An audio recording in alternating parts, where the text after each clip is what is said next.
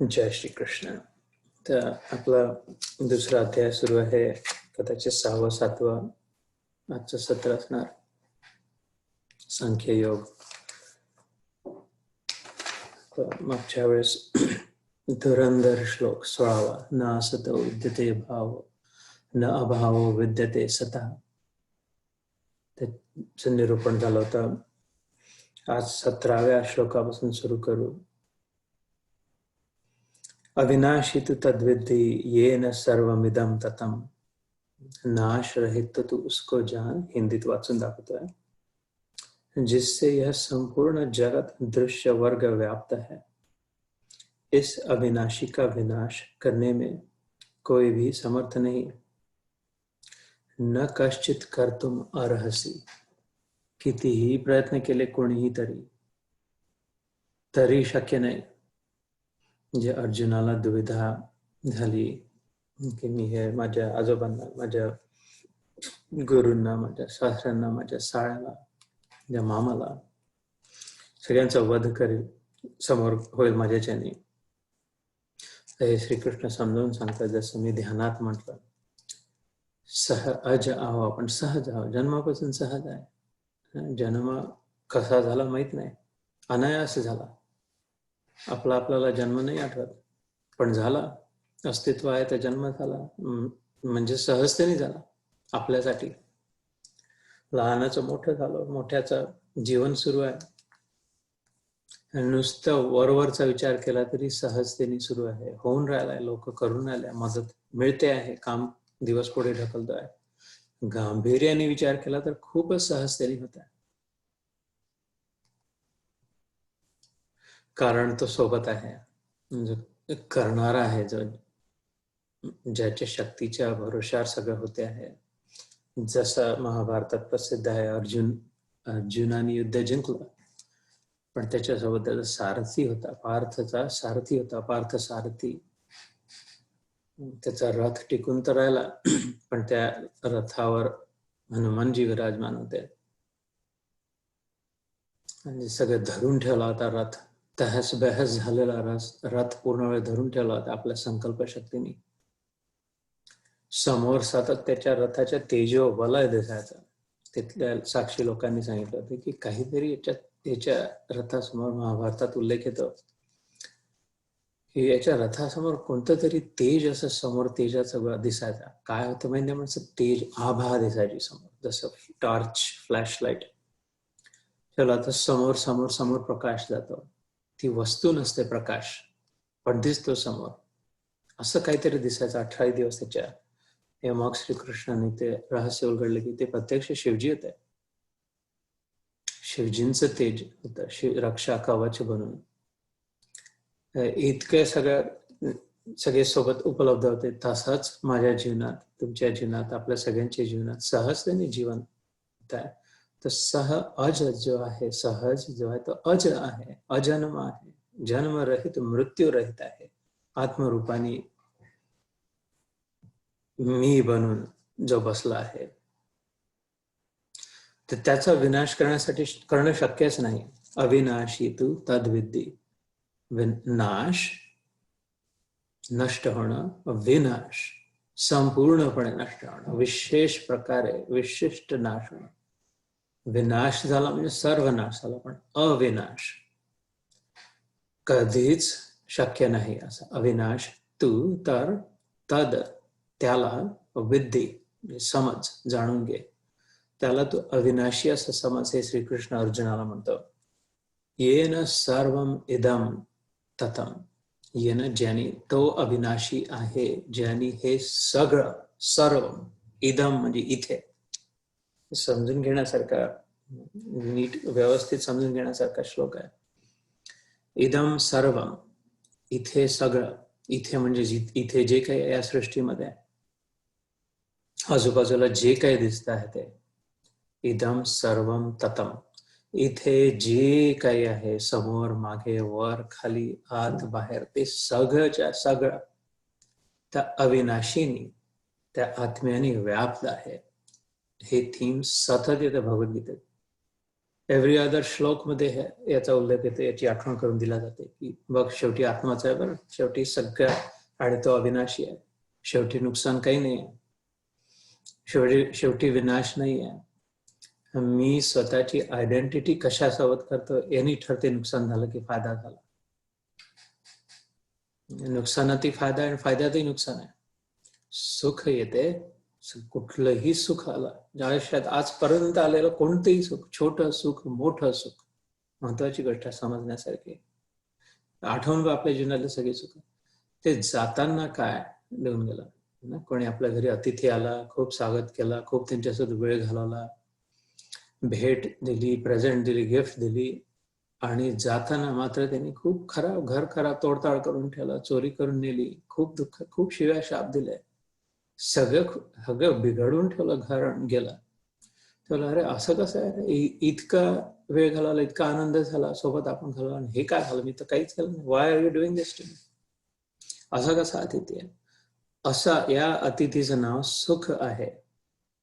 जो येतो, आपण खूप कष्ट करतो सुख प्राप्तीसाठी, खूप मेहनत केली, खूप जमावून ठेवला, खूप सांभाळलं लोकांचं हृदय, खूप जोपासला, खूप हाजी केली, खूप पुरणपोळ्या बनवून दिल्या, कसं तरी करून पटाव केली, आणि शेवटी असं सुख जे ते जाताना दुःख देऊन जातात. सुख गेलं म्हणजे काय? सुख गेलं केव्हा? जेव्हा दुःख झालं. आणि दुसरा कोणीतरी अतिथी आला घरी, असं कसंही दिसत होता, खराब दिसत होता, वाटत महिने हा नक्कीच चोर असणार, बाहेरच थांबतो, तिथे नको, जे काय खूप म्हणतोय आता, थोडं येऊ दिलं, तुकडे दिले. शेवटी त्यांनी धन्यवाद आई म्हणून जाऊन एक पोटरी ठेवली आणि सोन्याच्या चांदीचे नाणे, सोन्याचे नाणे ठेवून गेला धन्यवाद म्हणून. तर आता भलताच गैरसमज झाला होता. ज्याला अतिथी मानून सन्मान केला तो जाऊन सगळं नुकसान करून गेला, आणि ज्याला मी धुतकारला, ज्याचा तिरस्कार केला, तो जाताना मात्र माझं भलं करून गेला. तर दुःख जेव्हा येतं त्याला धुतकारतो, त्याची इच्छा असते, त्याला आत नाही घेत आपण, त्याचा तिरस्कार करतो. पण दुःख जेव्हा जाते तेव्हा काय देऊन जाते आपल्या जीवनात? दुःख गेलं म्हणजे काय झालं? सुख आलं. सुख आलं तेव्हा दुःख देऊन गेला, दुःख आलं तेव्हा सुख देऊन गेलं. तर या दोनपैकी श्रेष्ठ कोण?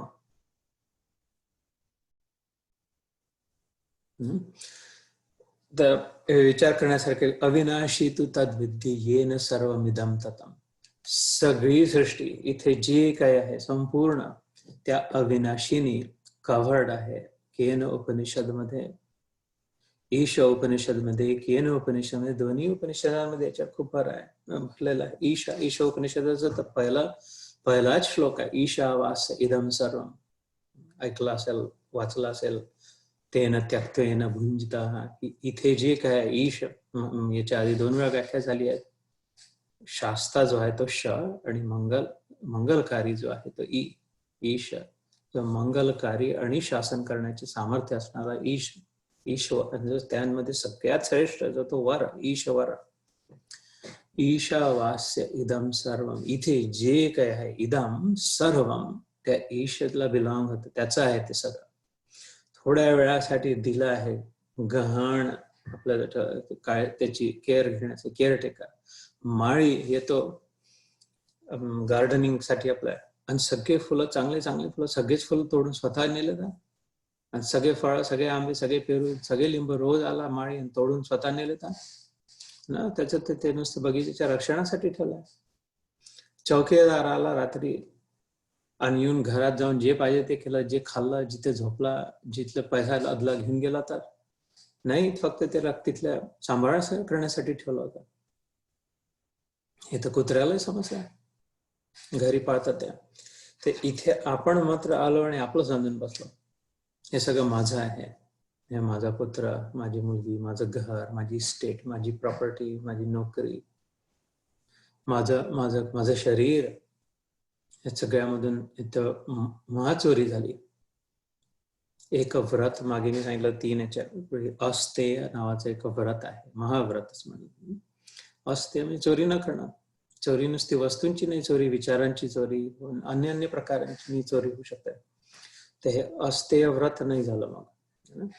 तर ईशावास्य इदम सर्वम ईशोपनिषदातल्या पहिल्या श्लोकामध्ये everything is covered by God, everything belongs to God. ही धारणा नसायला हवी हे माझं आहे, कारण की तो अति अज्ञान आहे, ते अंधकार आहे, त्यात दुःखच मिळेल. हे सगळं माझं आहे या सुखाच्या मागे जर लागलो तर ते शेवटी मोठं दुःख देऊन येणार. खाडकन डोळे उघडून हे तुझं नाही आहे, तुझं ऐकणार नाही, तुला देणार नाही, तुला सुखात ठेवणार नाही, तुझं टिकणार नाही. काय हे म्हणजे काय? सगळंच इदम सर्वम. न नातेवाईक, न घरदार, न मित्र परिवार, इतकंच काय शरीर सुद्धा तुझं नाही. इदम सर्वम मध्ये तेही आलं. शरीर ही शेवटी दुःख देईल जर त्याला आपलं मानलं तर. स्वतःला दुःख देतो तर दुसऱ्यांना काय दोष त्याचा? तिथूनच जर सुरुवात झाली आपल्या शरीरापासून, तर म्हणून अर्जुनाला हा उल्लेख करून सांगते की अरे तू त्या मुख्य गोष्टीकडे लक्ष दे. मुख्य जे आहे अविनाशी आहे तो. यांच्यामध्ये, तुझ्यामध्ये, माझ्यामध्ये, श्रीकृष्ण सगळ्यांमध्ये मीच जो अविनाशी बनून आहे, आत्मरूपानी जो आहे, जो तुझी वास्तविक ओळख ती आहे. वास्तविक तू तो आहे, अविनाशी आहे, मरण धर्मी नाही आहे, सत्य जीवन धर्मी आहे. याचं स्वरूपच जीवन आहे. जीवन कसं मरेल ना, प्रकाश काळा कसा होईल, प्रकाशात कसा अंधकार होईल, ते जीवन आहेस तू. हे भीष्म जे आहे आकार धारण केलेला आहे, नाव आणि रूप थोपला यांच्यावर, पण प्रत्यक्षात हे जीवन आहे. द्रोण ना ज्याला तू समजतो ते जीवन आहे, जीवन ही शक्ती आहे. तू पण आहेस, मी पण आहेस. आणि यांना वळण वेगळं लागलं, अधर्माच्या मार्गावर चालतात. यांना हे वापस गाडी पटरीवर आणण्यासाठी हा प्रयत्न युद्ध करणं आवश्यक आहे. इस अविनाशी का विनाश करने में कोई भी समर्थ नाही, शक्यच नाही आहे ना. जसं समजा आरशात बघत असलो आणि आरशात 4-5 लोक आपण मिळून बघतोय, फोटो काढायचा, सेल्फी काढायची आरशात पाहून.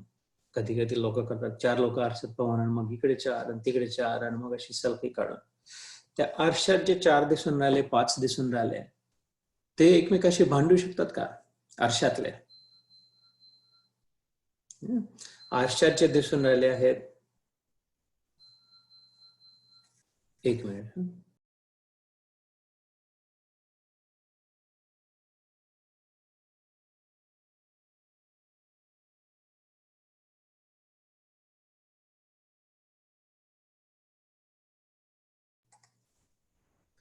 आरशातले लोक एकमेकाशी भांडू शकत नाही, एकमेकाशी द्वेष करू शकत नाही, एकमेका मारण्याचा तर प्रश्नच नाही. आरशातले लोक एकमेकाला थापड मारू शकत नाही, जीव तर घेऊच शकत नाही. आरशातले जे प्रतिबिंब आहे त्यांच्यामध्ये स्वतःच सामर्थ्य काहीच नाही. ते काय करणार? आणि समजा असं कोणी म्हणणार, वेड्यासारखं म्हणणार की अरे मला याला मारायचं नाही. समजा आरशात अर्जुन आहे, भीष्म आहे, द्रोण आहे, आणि आरशातला अर्जुन डोक्यावर आठवून बसला की मला यांना मारायचं नाही, माझे आजोबा आहे. आणि श्रीकृष्ण म्हणते की अरे बाबा, तुझे आजोबा, तुझे गुरु इकडे आहे बघ, माझ्यासोबत जे इथे मागे उभे जे आरशात जे दिसतात आहे, तू पण इकडे आहे. आरशातल्यांमध्ये धमक येणे आणि आरशातल्यांनी एकमेकाला मारलंही तरी ते काही मरत नाही, कारण की त्यांचं वास्तव्यच नाही, अस्तित्वच नाही आहे. आरशातल्या इमेजेस जर काही संबंध नाही. सगळंच्या सगळं सामर्थ्य, the whole significance, the whole importance, everything that is substantial is on this side of the mirror, या बाजूला आहे. स्वप्नपात्रामध्ये स्वप्न आपण पाहतो, स्वप्नामध्ये राग द्वेष होतो, स्वप्नामध्ये एकमेकाशी भांडणं होतात असं दिसतंय, पण उठल्यावर, स्वप्नात उठल्यावर लक्षात येतं की तसं काहीच नव्हतं, कोणाशीच काही भांडण शक्यच नव्हतं, स्वप्नपात्रांमध्ये तेवढं सामर्थ्यच नव्हतं. मात्र इथे अविनाशी जो आहे तो या बाजूला. इस अविनाशी का विनाश करने में कोई भी समर्थ नहीं है. So next श्लोक नंबर 18. इस नाश रहित अप्रमेय नित्य स्वरूप जीवात्मा के ये सब शरीर नाशवान कहे गए हैं, इसलिए हे भरतवंशी अर्जुन तू युद्ध कर. So it was maybe today Hindi. Let's do the rest of it in Hindi. I see one of my all-time favorite persons, Vishwanath Bhai, is on the call. So we आज अभी यहाँ से हिंदी में करेंगे आज का सत्र. हरिओम भाई. अंतवंत इमे देहा नित्यस्योक्ता शरीरिणा, ये 18वां श्लोक है. अनाशिनो अप्रमेयस्य तस्माद् युध्यस्व भारत। नाश रहित, तो अभी इसकी व्याख्या हुई कि इसका नाश करने में कोई समर्थ नहीं। किसी भी जो आईने में दर्पण में जो इमेज दिख रही है उसमें दम नहीं है, धमक नहीं कि आईने से बाहर आए। इट इज नॉट पॉसिबल कि आईने से जो दिख रहा है वो आईने के बाहर आके इधर वाले को थप्पड़ लगाए। जो हम लोग सोच रहे हैं कि हम इसको ठीक करते हैं उसको ठीक करते हैं, तो ऊपर ऊपर आईने वाले लोग अंदर आईने के अंदर के लोग को ठीक करे। वास्तव में कोई किसी को ठीक नहीं कर सकता और कोई किसी को ठीक करता नहीं। आईने की इधर जो है जिसका प्रतिबिंब दिख रहा है वो चाहे तो अपने आप को ठीक कर सकता है। हम और तुम अगर दोनों आईने के सामने खड़े हैं और आईने में जो इमेज दिख रही है उनमें से तुम्हारी इमेज मेरी इमेज को थप्पड़ लगाए भी ठीक कर भी उससे कुछ नहीं होगा। मेरे को वो थप्पड़ नहीं पड़ेगी। आईने को अगर थप्पड़ लगाए, आईने के और थप्पड़ लगा, कितनी भी थप्पड़े लगाए आईने पर जो दिख रहा है मेरे को नहीं लग रही है। इस पर सोचना, बराबर ध्यान देके। आईने के सामने खड़े हो जाओ, एक दिन में 2-4 थप्पड़े लगाओ, दूसरे किसी को लगा के, जो आदमी को दिख रहा है उसको नहीं थप्पड़ लग रही। ये बात कह रहा है भगवान। तो ये जो बाण चला रहा है, इसका जीवन ले रहा है, वो मारा जा रहा है, तो वो तो आईने का मर रहा है। वास्तविक आदमी तो इधर खड़ा है, उसको कोई वो नाश नहीं कर सकता। और ये हमारी गति अपने लिए कहा है। तो ये शरीर को जो कष्ट हो रहे हैं, अपमान हो रहा है, नुकसान हो रहा है, पता नहीं ऐसा होगा कि नहीं, वैसा होगा नहीं, ये सब आईने वाले का है। आईने के अंदर जो उसका, इसमें अपना भेजा इतना खराब करने की जरूरत नहीं है। अपन इधर वाले हैं, अपन अंदर वाले, आईने के उधर साइड वाले, उसका कुछ नहीं बिगड़ता। आत्मा रूप में बिगड़ सकता नहीं, आज तक बिगड़ा नहीं। जैसे कि तैसा, जब से भगवान है तब से भगवान की छाया है, जब से भगवान है तब से भगवान की आभा है, जब से सूर्य बना तब से सूर्य की आभा है, जब से समुद्र बना तब से समुद्र की लहरें बनी, जब से परमात्मा है तब से मैं जीवात्मा हूं। आज तक नहीं कुछ बिगड़ पाया। तभी इसके बाद ये जो भ्रम था, जिसे मैंने कहा था पिछले बार, एक तो भ्रम इष्ट हो सकते, भ्रमिष्ट, अथवा ब्रह्मनिष्ठ हो सकते। ब्रह्म इधर वाला है, ब्रह्म जो अंदर में है, ब्रह्म जो मैं प्रत्यक्ष हूं, तुम जो प्रत्यक्ष वास्तविक जो हो, उसमें निष्ठा करनी है तो ब्रह्मनिष्ठ है। इधर वाला अंदर वाला छोड़ के बाहर जो कुछ भी है, भगवान के वचन है, मेरा मसाला नहीं है। इदम सर्वम का अभी पढ़ा था। यहाँ जो कुछ भी है वो ब्रह्म है, वो बाहर वाला है, वो आईने में वाला है। उससे कुछ नहीं होता, उससे कुछ नहीं होगा, हो भी नहीं रहा। होता तो एक काम हुआ तो वही हुआ जो एक बार हो गया, फिर से नहीं करना पड़े, वही तो काम हुआ। जो फिर से करना पड़े, वो काम हुआ कैसा है? फिर से सुख प्राप्त करना है, फिर अच्छा लगा, दिन खत्म हो गया, फिर से अब सुख प्राप्त करना है। तो सुख प्राप्त कैसे हुआ ना? एक सिद्धांत है।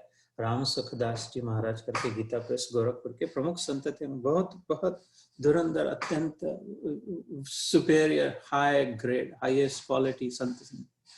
उनके शास्त्र पढ़े तो बहुत लाभ होगा। जो नित्य प्राप्त है उसी की प्राप्ति होती है।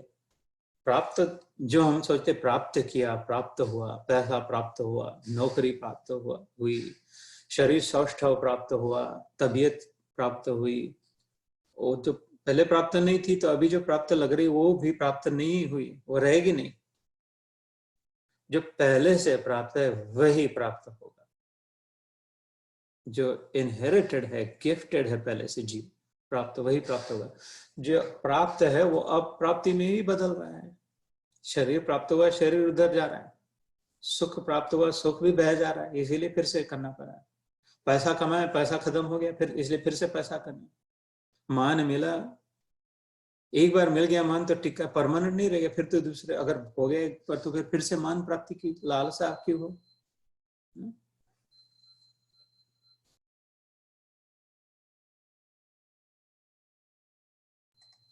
सो जो प्राप्त, तो प्राप्ति उसी की होती है जो पहले से प्राप्त है। जो प्राप्त नहीं तो उसकी प्राप्ति नहीं होती। ये सोच करके इसमें लग जाना है कि already I have already everything that I need, जिसकी आवश्यकता है, जो मैं चाहता हूं, वो पहले से ऑलरेडी प्राप्त है।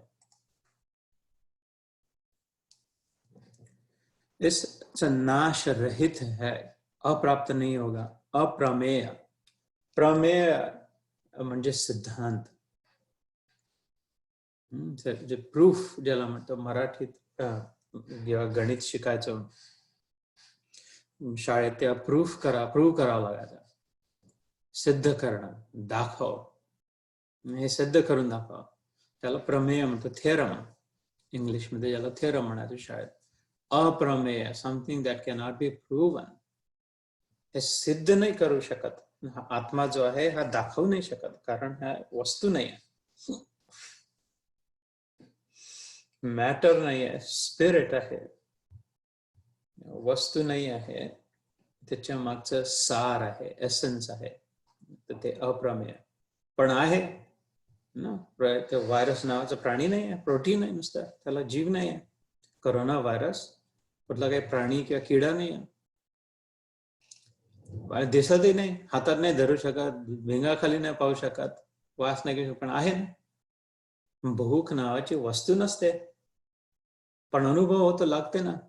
प्रेम वाटते, हे ते काही दिसत नाही, कोणत्या आरशात नाही दिसत, खिशात नाही ठेवू शकत प्रेम कुठेच, पण असते, आहे, अप्रमेय आहे, अनप्रूवेबल आहे. तसं आत्म्याचं स्वरूप आहे.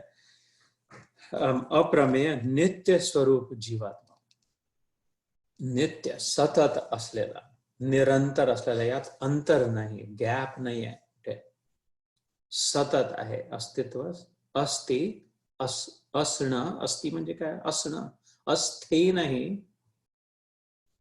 अस्ति, असणं, त्व, अस्तित्व, तुझं असणं, असणपणा, युअर बीइंग, युअर प्रेझन्स सतत आहे. सत चित आनंद मधलं जे सत आहे ते अस्तित्व आहे, एक्झिस्टन्स इटसेल्फ. सो हे आठवण असेल, जसं रक्तबंबाळ होऊन आलं लहान बाळ आईजवळ, तर पहिले उचलून घेतला, जवळ घेतलं, छातीशी लावला, आणि मग समजून सांगितलं, अरे इतक्या जोरात का धावत होता, थोडं बघून, इकडे तिकडे बघून चालायचं असतं, असं केल्याने असं होतं, तसं केल्याने तसं नाही होत. तसंच अर्जुन जेव्हा मागे जाऊन बसला डिप्रेस होऊन, तिने त्याची मोहिनी मुस्कानी प्रहासस्य, आपण हा श्लोक केला 2 सत्र आधी, की आपल्या मोहिनी मुस्कानी त्याला शांत केलं, निश्चिंत केलं, आणि त्याच्यानंतर मग आता हे समजावून सांगतोय सगळं. त्याच्या पुढच्या, इसलिए तू युद्ध कर, तस्मात युद्धस्व भारत, की खूप या पचड्यात पडणं, खूप झंझटीत पडणं, खूप कन्फ्युज होणं, आणि खूप इकडचं तिकडचं तर्क वितर्क करणं, प्रज्ञावादांश भाषसे, जे म्हणतात अशोच्यानन्व शोचत्व, प्रज्ञावादांश भाषसे, देवानी जे म्हणतात की तू शोक करण्यालायक जे नाही आहे त्यांच्याबद्दल शोक करतोय. शोक तर करतोय आणि बुद्धिमानीच्या गोष्टी करते, खूप अकलही सांगतोय. ह्या 2 गोष्टी सोबत नाही राहत. ज्याला समज आहे तो खूप समजावून मला सांगून राहिला की असं अशाने असं होईल, तशाने तसं होईल, खूप पट्टी पडवली आधी अर्जुनाने, ऍज इफ त्याला सगळं समजलं. ज्याला समजलं, सत्य समजलं, त्याच्या जीवनात दुःख नाही. अशोच, गतासु न गतासूंश्च न अनुशोचन्ते पंडिता. पंडित जो आहे, ज्याला कळला जो आहे, पंड जो आहे, इथे जे काय ते त्यांनी ज्यांनी आत्मसात केलाय, शब्दांमध्ये सामर्थ्य आहे, आत्मसात केलाय. इथे पंड, इथे जे काय ते ज्यांनी आत्मसात केलं, समजून घेतलं, त्या नान शोचन्ति पंडिता, त्याला शोक नाही कुठल्या प्रकारचा. जे समजलं तर समजलं तर नाही, पण गोष्टी खूप सांगून राहिला, अशी गत आहे. जर समजलं असतं, खरोखर जर समजलं, तर दुःखासाठी स्थान नाही. तर इथे म्हणून म्हणतात तस्मात युद्धस्व भारत, तर तुला जसं वाटते तसं नाही अर्जुना. तू ज्यांना पूर्ण समजतोय, व्यक्ती समजतोय, ते तसे नाही. त्यांचं काहीच नुकसान नाही, ते मरत नाही, ते बिघडत नाही, पण त्यांच्यातल्या जे चित्त वृत्ती उभारून आल्या सध्या, त्यांच्या मनातले संस्कार, त्यांना जे प्रमुख वाटते की या मातीचं मीठ खाल्लंय, तर या मातीची रक्षा करणं हाच माझा प्रमुख धर्म ज्याला वाटते, किंवा ज्या राजाचा मी धर्मगुरू आहे त्या राजाची रक्षा करणं हाच माझा प्रमुख धर्म, मुख्य धर्म माझा. कारण त्यांची आयडेंटिटी तेवढ्या लिमिटेड रोल सोबत झाली, त्यांना त्यांच्या आत्म्याचा साक्षात्कार नाही झाला, त्यांना लक्षात नाही आलं की त्यांची आयडेंटिटी संपूर्ण सर्वव्यापी आहे, सगळ्यांमध्ये ते आहे, सगळ्यांसोबत आहे. धर्म रक्षा ही स्वधर्मासोबत ज्यांची आयडेंटिटी नाही झाली न, स्वधर्मे निधनम श्रेय परधर्म भयाव, तिसऱ्या कर्मयोगाने पुढे येईल. स्वधर्माची ओळख नाही झाली, इकडे अन्य अन्य वरवरचे धर्म, पित्याचा धर्म करणं आवश्यक आहे, पतीचा धर्म, पुत्राचा धर्म, देशवासीचा धर्म, शेजार धर्म, नोकरी धर्म, सहधर्मचारणी धर्म, पती धर्म, पत्नी धर्म, हे धर्म सगळे खूप लावून घेतले आणि त्याच्याप्रमाणे आपले आपले कन्काक्टेड जे काय मनात जसं वाटलं की असं नाही, असं करायला या धर्मात तसं. पण स्वधर्माकडे ज्यांचं लक्ष नाही गेलं की मुख्य गुणधर्म काय आहे, तुझे गुण काय आहेत. स्व जो आहे तू आत्म्याचे गुण तर सतत असणार आहे, तुला तर नाश नाही, कोण स्पर्श सुद्धा नाही करू शकत, काहीच करू नाही शकत. हवेचे तुकडे कोण कसे करणार आहे, हवेला किती तलवार चालवली कापली तरी हवेला जाणार कसं आहे, हवेला ओलं हवेला तर करू शकतो, ओली हवा, स्पेस म्हणतो मी, मोकळी जागा जी आहे ज्याच्यात हवा आहे, स्पेस म्हणजे ती मोकळी जागा, एम्प्टी व्हॅक्यूम, ज्याच्यात हवा आहे त्या स्पेसला न ओलं केलं जाऊ शकत, न कापल्या जाऊ शकत, न जाळल्या जाऊ शकत, तप्त केलं जाऊ शकत, त्याचा नाश कसा करणार. तसं तुझ्या त्याच्याही पलीकडे आत्मा म्हटलं. हे जे पंचमहाभूत आहे, पृथ्वी, जल, अग्नी, वायू आणि आकाश, एकापेक्षा एक सटल आहे. पृथ्वी म्हणजे माती, तर सॉलिड हातात धरल्या जाऊ शकते, बघितल्या जाऊ शकते, वजन आहे, तिला जड आहे. जल त्याच्यापेक्षा अजून द्रवीभूत आहे, कमी जडत्व आहे, त्याला तेवढं त्याच्यामध्ये अजून प्रोग्राम्ड आहे की व्हायला हवा, जिथे आपल्या सोर्सकडे व्हायला हवा. अग्नी तत्व अजून त्याच्यापेक्षा प्रकर्षाने, त्याच्यामध्ये अजून प्रागट्य आहे चैतन्याचं, शक्ती देण्याची, आपली एनर्जी डिसिपेट करण्याची. वायू तत्व अजून त्याच्यापेक्षा वाहू शकतात, निर्बंध वाहू शकतात, बिनधास्त जाऊ शकतो वायू, जिथे कुठे बारीकच्या बारीक फटेतून जाऊ शकतो थोड्याही. एवढं किती प्रेशर कुकर मधला वायू स्वतः फाइंड करून बाहेर निघतो. आणि आकाश तत्व सर्वव्यापी आहे, या सगळ्यांना घेतलेला आकाश तत्व. पण हे तर महाभूत म्हटलंय, हे तर नुसतं आकार धारण केलेलं आहे, हे नाही जड म्हटलंय, यांच्यापेक्षा श्रेष्ठ, ह्या महत्त्वापेक्षा श्रेष्ठ विराट पुरुष, हे सगळ्यांपेक्षा या विराट पुरुषाच्याही पलीकडे आत्मतत्व, आणि तो त्याचा अंश तुझ्यात आहे, तू तो अंश रूपाने आहे. आणि किती स्वतःला भिकारी बनवून ठेवला, किती स्वतःला दयनीय अवस्थेत टाकला, स्वतःची ओळख विसरून, आपलं साम्राज्य विसरून किती दारोदार भटकणार सुरू झालं. हे तो म्हणतोय, त्याच्यामुळे युद्धस्व तस्मात देअरफॉर, सो त्यामुळे युद्धस्व भारत, त्या झंझटीत नको पडू, त्या खोट्या ओळखींमध्ये नको पडू, उठ आणि युद्ध कर. समोर जे कार्य आहे धर्माच्या रक्षेसाठी, तुझं जे कर्तव्य आहे ते. 19वां श्लोक, जो इस आत्मा को मारने वाला समझता है तथा जो इसको मरा मानता है, वे दोनों ही नहीं जानते, क्योंकि यह आत्मा वास्तव में न तो किसी को मारता है, न किसी के द्वारा मारा जाता है. इथं आंधळाला नेऊन हात धरून, जेव्हा दुःखाची परिस्थिती आली आणि खूप एक रडून राहिला तर दुसराही रडायला लागला, आणि खूप समजण्याचे चांगले होते असे होते, आणि पूर्ण सगळा प्रसंग याच्यातच जर गेला, दुःखातच जर गेला, रडण्यातच छाती ठोकून टाहो फोडून रडण्यातच जर गेला, तर एक आंधळा दुसऱ्या आंधळाला समजून राहिला, इकडे नाही इकडे झाला, तिकडे, दोघेही जन्मजात आंधळे, काहीच कल्पना नाही कसा जन्मजात, आत्म्याच्या रूपात जन्मजात आंधळा कोणी नाही राहत, कारण नेत्रचक्षु आहे, दिव्य चक्षु आहे, प्रयत्न नाही केला, कधी उघडलंच नाही, कुठे आहे याची ओळखही नाही. शिवनेत्र आत कसं बघू शकतं, हे डोळे आत टर्न करून आतलं दर्शन कसं होऊ शकतं याची कल्पनाच नाही. हे बुबुळ बाहेरच नुसतं पूर्ण प्रोजेक्ट करून बाहेरच बघण्याचं आहे. जे नाही ते बघण्यातच सर्व जन्म गेला, आणि जे आहे ते बघण्यासाठी वेळच नाही घेतला. भगवद्गीतेप्रमाणे ज्याचं अस्तित्व नाही, जे मिथ्या आहे, मिथ्या म्हणजे काय आहे, नाही आणि होणार नाही, कधीच नव्हतं, थोड्या वेळासाठी जे भासते आहे ते मिथ्या. स्वप्न जसं असतं, ऍक्च्युअली नाही आहे, प्रत्यक्षात नाही आहे, खरं नसतं. कालही नव्हतं ते खरं, उद्याही नाही राहणार. पण स्वप्नाच्या तासाभरात त्यावेळी मात्र तेवढ्या वेळासाठी खरं वाटतं. आरशात जेव्हा आपण पाहतो, आरशातलं प्रतिबिंब जे आहे त्याचं वास्तविक अस्तित्व नाही आहे. जोपर्यंत तो व्यक्ती आरशा समोर नाही आला तोपर्यंत काहीच नव्हतं, आणि निघून जाईल तेव्हाही काही नाही राहणार. आधी नव्हतं, नंतरही नव्हतं. सिद्धांत आहे म्हणजे आताही नाही आहे. जे आधी नव्हतं आणि जे नंतर नाही राहणार, सिद्धांत असा आहे, सत्य आहे, त्याचं अस्तित्व आताही नाही आहे.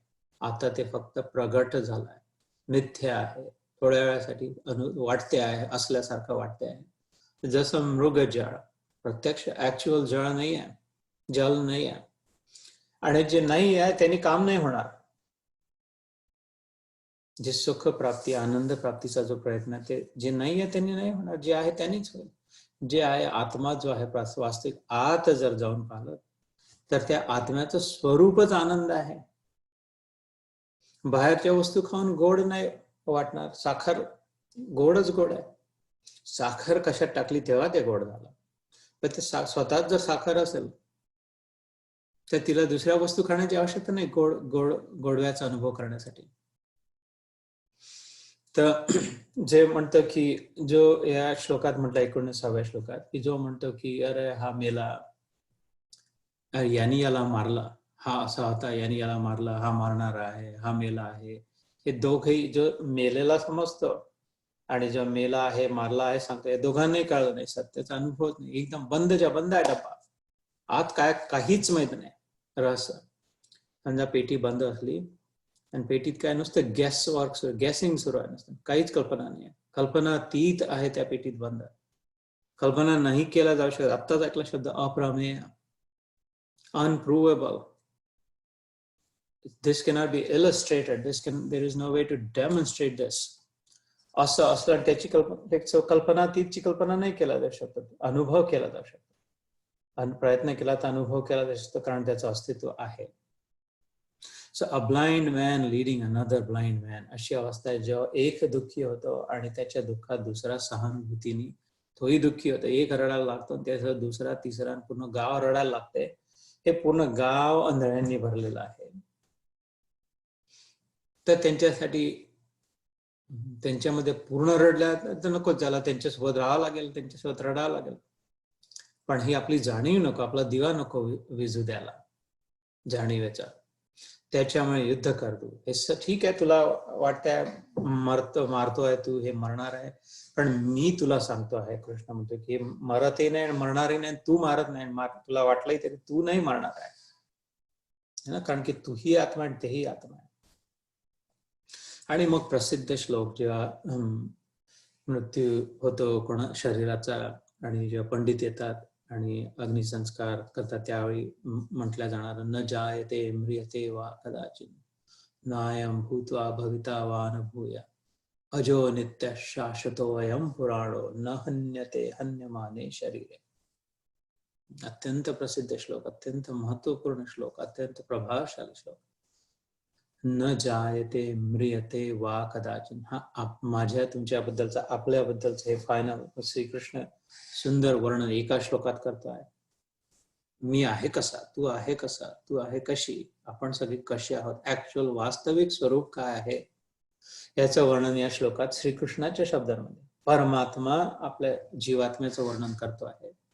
सूर्य स्पष्ट सांगू शकतो सूर्यप्रकाश कसा आहे. जो आरशा समोर उभा आहे तो डिस्क्राईब करू शकतो, वर्णन करू शकतो की आरशातलं प्रतिबिंब कसं. इकडचे तिकडचे लोक काय कल्पना करून अंदाज बांधून सांगणार की असं असेल ना तर तसं असेल ना तर तसं असेल, ज्यांना दिसत नाही, जे आंधळे आहे. पण जो डोळे उघडे ठेवून आरशात प्रत्यक्ष पाहतोय स्वतःचं प्रतिबिंब, तो स्वतः वर्णन करू शकतो, मला असं असं दिसतंय. तसा हा परमात्मा आपल्या जीवात्म्याचं वर्णन करतोय. कसा? न जायते म्रियते वा कदाचित. कदाचित म्हणजे कधीच, अशक्य, नेव्हर. कदाचित म्हणजे एव्हर, न कदाचित म्हणजे नेव्हर. काय? व्हॉट? Never what? जायते म्रियते, जन्म आणि मरण. जन्मवाचक आहे. श्रीमद भागवतात 18,000 श्लोकांच्या त्याच्यात पहिला ज पासून शब्द सुरू होतं. तिसरा अध्याय कर्मयोगाची सुरुवात ज्यायसीचे कर्मणस्य. जन्मच ज्याच्या उद्देशासाठी झाला. न जायते, या आत्म्याचा कधी जन्म नाही होत. न जायते म्रियते, मरण मृत्यू. तुझा कधीच जन्म होत नाही, तुझा कधीच मृत्यू होत नाही. तुझा जन्म झाला नाही आणि तुझा मृत्यू होणं शक्य नाही. वा कदाचित, वा म्हणजे और, this soul, this atma that you are is never born or never die. ज्याचा जन्म झाला नाही त्याचा मृत्यू कसा होईल? जन्मच झाला नाही कसा? मग मी आहे कसा? जर जन्मच झाला नाही तर मग मी आहे कसा? सध्या मी जे स्वतःला मी समजतोय ते शरीर समजतोय. त्याचा जन्म जरूर झालाय. शरीराचा जन्म झाला आणि शरीराचा मृत्यूही होईल. शरीराबद्दल श्रीकृष्ण नाही बोलत आहे. माझ्याबद्दल, तुमच्याबद्दल बोलतोय श्रीकृष्ण. शरीर तर माझं आहे, माझी वस्तू आहे, मी नाही आहे. जसं लाट निर्माण झाली आणि तुटली समुद्रातली, पाणी जसं तसं होतं. त्यांनी म्हटलं अरे पाणी जेव्हा समुद्र बनला तेव्हापासून ते पाणी त्याच्यात होतं आणि अजूनही आहे ते. आणि वर गेलंही तरी ते पुन्हा येऊन तिथेच येते. आकाशात पतितम तोयम यथा गच्छति सागरम सर्वदेव नमस्कार केशवम प्रति गच्छति. जसं त्यातला पहिला अर्धा भाग जो आहे की आकाशातून पडलेलं सगळं पाणी शेवटी जाऊन समुद्रापर्यंत पोहोचते नदी नाल्याच्या रूपाने. एवढे हिमालय इतक्या उंचावर गंगोत्रीमध्ये निघालेली गंगा, जेवढे दूर राहू शकते समुद्रापासून तेवढ्या दूर, नुसतीच दूर नाही तितक्या वर, ती सुद्धा तिथलाही कोणी एक थेंब गंगासागरपर्यंत पोहोचतो. हे केवढा आविष्कार आहे. तर हे आपल्याबद्दल बोलतात, शरीराबद्दल नाही. शरीराचा जन्म झाला, शरीराला मरण पण आहे, पण आत्म्याला जन्मही नाही मरणही नाही. कारण जसं लाट निर्माण झाली आणि तुटली, पाणी मात्र. यस, आपण आय सी द चॅट, पण लुक्स लाईक विश्वनाथ भाई लेफ्ट, सो म्हणून मी मराठीत पुन्हा परत आलो. सॉरी, मी चॅट बघत होतो. तर आय एम मॉनिटरिंग इट. तशा जसं स्वप्नामध्ये स्वप्न 2 वाजताच्या स्वप्नात, 3 वाजता संपलेल्या स्वप्नात स्वप्न निर्माण झालं आणि स्वप्न तुटलं. स्वप्नातले स्वप्न पात्रांचा जन्म झाला आणि स्वप्नातल्या स्वप्न पात्रांना मृत्यू आला. हे तर बरोबर आहे. पण जो स्वप्न द्रष्टा आहे त्या स्वप्न पात्रांमध्ये थोड्या वेळासाठी जी शक्ती संचारित झाली होती, स्वप्न द्रष्ट्याच्या स्वप्न बघण्याच्या शक्तीने जे स्वप्न पात्र निर्माण झाले ती शक्ती तर अजूनही तसेच स्वप्न दृष्ट्यासोबत एकच आहे. कालही पाहिलं तिने स्वप्न, त्या शक्तीच्या रूपाने स्वप्नदृष्ट्याने आजही पाहिलं, उद्याही पाहिलं, परवा, त्याला काही अनिर्बंध होती. तसं आत्म्याचं जे स्वरूप आहे, न जायते म्रियते वा कदाचित, न अयम भूत्वा भविता वा न भूयः. हिंदीत वाचून, अजो नित्य शाश्वतोऽयं पुराणो न हन्यते हन्यमाने शरीरे. पाठ करण्यासारखा श्लोक आहे, लक्षात ठेवण्यासाठी. यह आत्मा किसी काल में भी न तो जन्मता है और न मरता ही है, न यह उत्पन्न होकर फिर होने वाला ही है, क्योंकि यह अजन्मा, नित्य, सनातन और पुरातन है. शरीर के मारे जाने पर भी यह नहीं मारा जाता.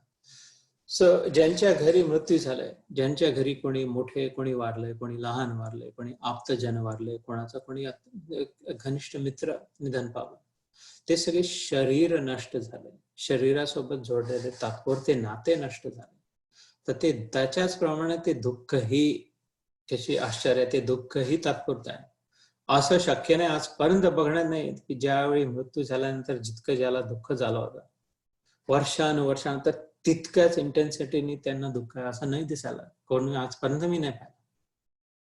शक्यच नाही कोणी क्लेम करू की तो मृत्यू जेव्हा माझ्या मुलाचा जेव्हा मृत्यू झाला, किंवा माझ्या आईचा, किंवा माझ्या काकूचा, माझ्या मित्राचा मृत्यू जेव्हा झाला, माझा फास्ट फ्रेंडचा मृत्यू झाला, त्यावेळी इतकं दुःख झालं होतं, इतकं रडू आला, वाटलं की सगळं माझा संसारच लुटला, आता काही राहिलंच नाही माझ्यासाठी. त्याच्या 1 दिवसानंतर वेगळं वाटतं, 1 रात्रीची झोप झाल्यानंतर. 13वी नंतर तर पुष्कळच वेगळं वाटतंय.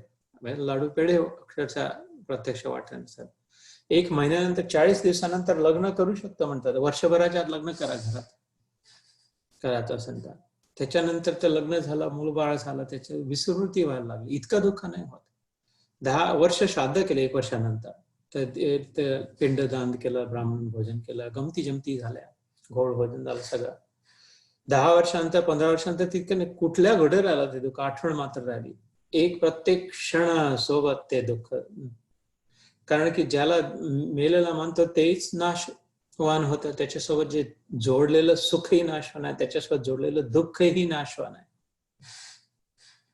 आणि जो अविनाशी आहे त्याचा नाशच झाला नाही कधी, त्याच्यामुळे दुःख होण्याचा प्रश्नच नव्हता. तर याची समीक्षा करायला हवी, तितिक्षा ठेवून समीक्षा करायला हवी याची. तितिक्षा शब्द आला होता षट संपत्तीमध्ये, आठवत असेल, 4 गुणांची आवश्यकता आहे. मोक्ष, मुक्तीचा अनुभव, आपल्या मुक्ती ज्यांना प्राप्त करायचे, मोक्ष प्राप्ती ज्यांना करायचे, त्यांना 4 गुण आवश्यक आहेत. त्या 4 गुण, एक आहे मुक्तीची इच्छा असणं, मुमुक्षत्व. त्याच्यापैकी एक दुसरं षट संपत्ती. त्या षट संपत्ती 6पैकी एक होते, जसं उपरती, यमदम आपण बोललो. त्याच्यामध्ये एक तितिक्षा नावाचं, सहनशीलता, endurance, enduring, putting up with, staying steadfast. तर ही दुःखाच्या परिस्थितीमध्ये, मृत्यू कुठे झाला, कोणाचं काही खूप मोठं नुकसान झालं, त्याच्यामध्ये साक्षी भावाने एन्ड्युअर, सहन करू शकणार ते दुःख. तो दुःखाचा वेग, आवेग, हे 5व्या अध्याय 23वा श्लोक खूप सुंदर. काम क्रोध उद्भवम वेग समुक्त सुखी नरः. श्रीकृष्ण म्हणतो, हे पुढे काही वेळाने 5व्या अध्यायात 23व्या श्लोकात म्हणतो की खरोखर सुखी आणि युक्त तोच आहे. योगी तोच आहे. युक्त म्हणजे जोडलेला, ईश्वरासोबत संबंध जोडलेला, ईश्वराला खरं मानलेला, खरा तोच आहे आणि तोच सुखी आहे. सुख तर त्याच्याच जीवनात येऊ शकते जो ह्या वेगाला सहन करू शकतो. वेग म्हणजे लाट, ही मोठी लाट जी येते, दुःखाची लाट, क्रोधाची लाट, काम, असं कुठल्याही प्रकारची कामनेची लाट, इच्छा वासनांची लाट. या लाटावरचे थपेडे जे येतात ते जो धरून राहू शकतो, उभा राहू शकतो, वाहून नाही जात त्याच्यासोबत. काम क्रोध उद्भवम, उद म्हणजे वर आलेले, भाव झालेली, जशी लाट येते, एकदम लाट येते, आपण पडतो मागे समुद्रात धडकन, पुन्हा उठावं लागतं, मग नाका तोंडात पाणी, रेती, मीठ, दुःख. पण असं ज्याचं नाही होत, काम क्रोध उद्भवम वेगम, वेगाने आलेली लाट जो राहू शकतो, सयुक्त सुखी नर, तोच खरा युक्त आहे. ईश्वराला त्यांनीच खरं मानलं आहे, ईश्वराचं अस्तित्व, आणि त्यालाच फक्त खरं शाश्वत सुख मिळू शकते, नाहीतर मग नश्वर सुख आहे, gone here today gone tomorrow असं.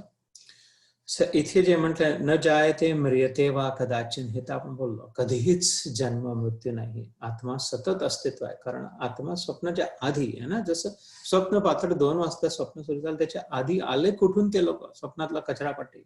काल मी माझ्या काकांना रात्री स्वप्नात पाहिला, त्याच्या आधी कुठे होते ना, त्याच्यानंतर गेले, ते स्वप्न संपलं, ते आता कुठे गेले, मीच निर्माण केलं. मी ते होतेच, जिस काकांचं रूप नसेल, पण ज्यांनी ते रूप आपल्याच खोपडीमध्ये बनवलं, तो तेव्हाही होता, त्याच्या आधी होता, नंतरही आहे, आत्ता समोर तुमच्या दिसतोय.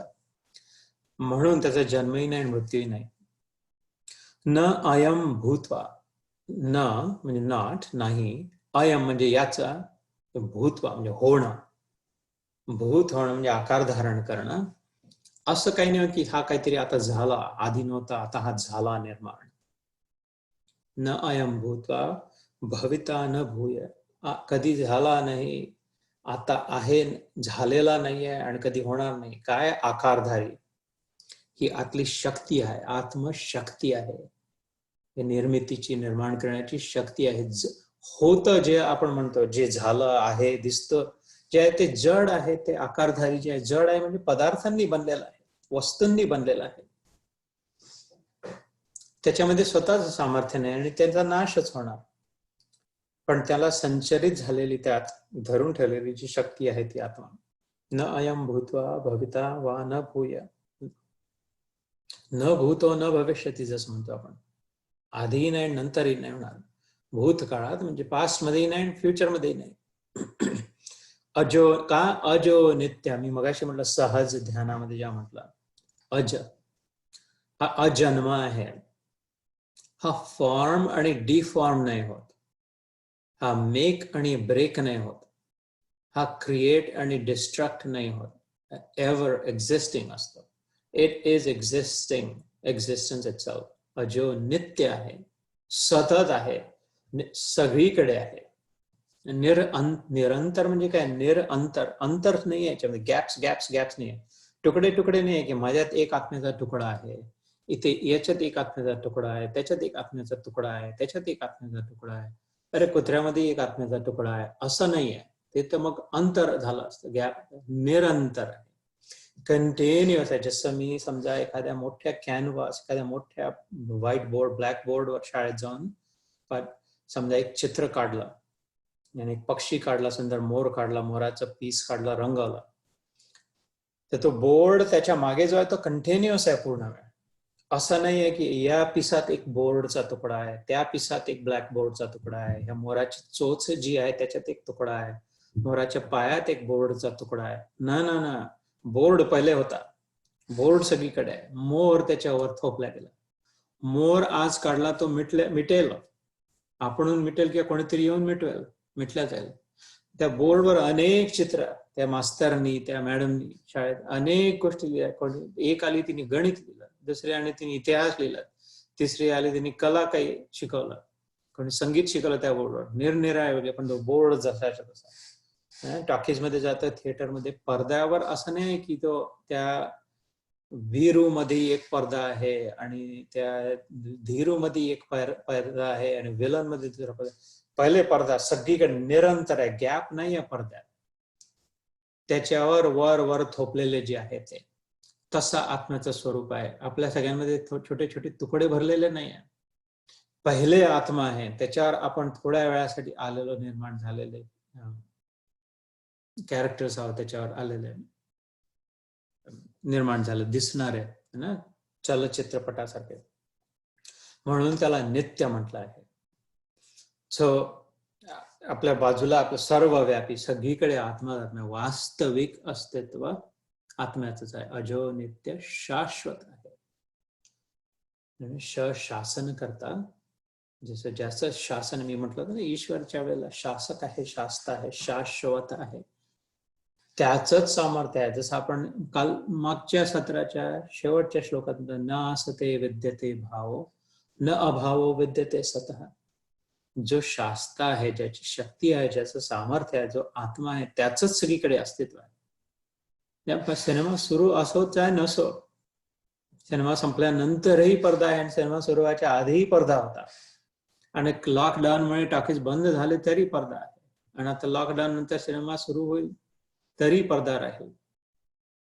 तो शाश्वत आहे. त्याच्यावर किती किती सिनेमे, वेगवेगळे हिरो, वेगवेगळी हिरोईन, चांगल्या कथा, वाईट कथा, सुखद दुःखद गाणे, नाचणं बाणं किती झाले त्याच्या एका एका टॉकीज मध्ये, हजारो झाले. पण तो जसाच्या तसा आहे, जसा पडद्यावर जे दिसत आहे तसं शाश्वत सामर्थ्य त्या पडद्याचं आहे दाखवण्याचा. पडदा नसतं तर काही दिसला नसतं, शक्यच नव्हतं, पडद्यात लावल्याशिवाय दिसू नाही शकत. त्याच्यावर नुसतं मोमेंटरीली प्रोजेक्टेड आहे. शाश्वत जो आत्मा जो आहे, हे याच सामर्थ्य आहे. टिकाऊ. शाश्वत म्हणजे काय? परमनंट, टिकाऊ, एन्ड्युरिंग, परमनंटली, लॉंग लास्टिंग. किती long lasting? Permanently long lasting. Staying power ज्याच्यामध्ये आहे. The only one who has the eternal staying power, permanent staying power. शाश्वत, बिकॉज त्याच फक्त सामर्थ्य आहे, शक्ती फक्त त्याच्यातच आहे. सगळी बाकी शक्तीचं जे प्रागट्य आहे ते बॉरोड आहे, थोड्या वेळासाठी घेऊन इकडचं धरून इकडे लावलेलं आहे. ते माझ्या आत संचरित आत्म्याच्या शक्तीमुळे मी हे तोंड हलवू शकतो आणि शब्द बाहेर निघतात. माझ्या आत जी शक्ती संचरित आहे आत्म्याची, त्याच्यामुळे मी विचार करू शकतो, हात हलवू शकतो. जे कुठलं ॲनिमेशन सुरू आहे ते त्या शक्तीमुळे आहे. Because he alone, Atma alone is Shashvat, is only the one with the power. म्हणून ते टिकतं. आणि जे शाश्वत नाही आहे ते नश्वर आहे, नाशवान आहे, कारण त्याच्यामध्ये आपली स्वतःची शक्ती नाही. जोपर्यंत कोणीतरी शक्तीने धरून ठेवाल, वर उचलून धरून ठेवाल, तोपर्यंत टिकेल, सोडल्याबरोबर खाली पडेल. म्हणजे नश्वर झाला जड असल्यामुळे. सो अजो नित्य शाश्वतो अयम पुराणो. पुराणा आपण म्हणतो ना, पुराणा आहे, ऐतिहासिक आहे, पुराणा आहे, ओल्ड. किती ओल्ड? पुराण सगळ्यात ओरिजिनल, पहिले, सगळ्यात जुना, सगळ्यात पहिला, आजोबांचा महाआजोबा. पिताहमस्य, भगवान श्रीकृष्ण स्वतःसाठी म्हणतो याच्यात, माता धाता पितामह, मीच आजोबांचा आजोबा आहे, ग्रेट ग्रँडफादर मीच आहे सगळ्यांचा. तिथपासून पुराण आलं. The original one, the first one, the only one. जसं सूर्यप्रकाश आता आज पडला, आता सूर्योदय झाला इथे तुमचे, सूर्यास्त होत असेल, आजचा सूर्यप्रकाश आला, उद्याचा सूर्यप्रकाश येईल, परवाचा सूर्यप्रकाश येईल, काल लख प्रकाश होता, त्याच्या आधी तर अजून होता.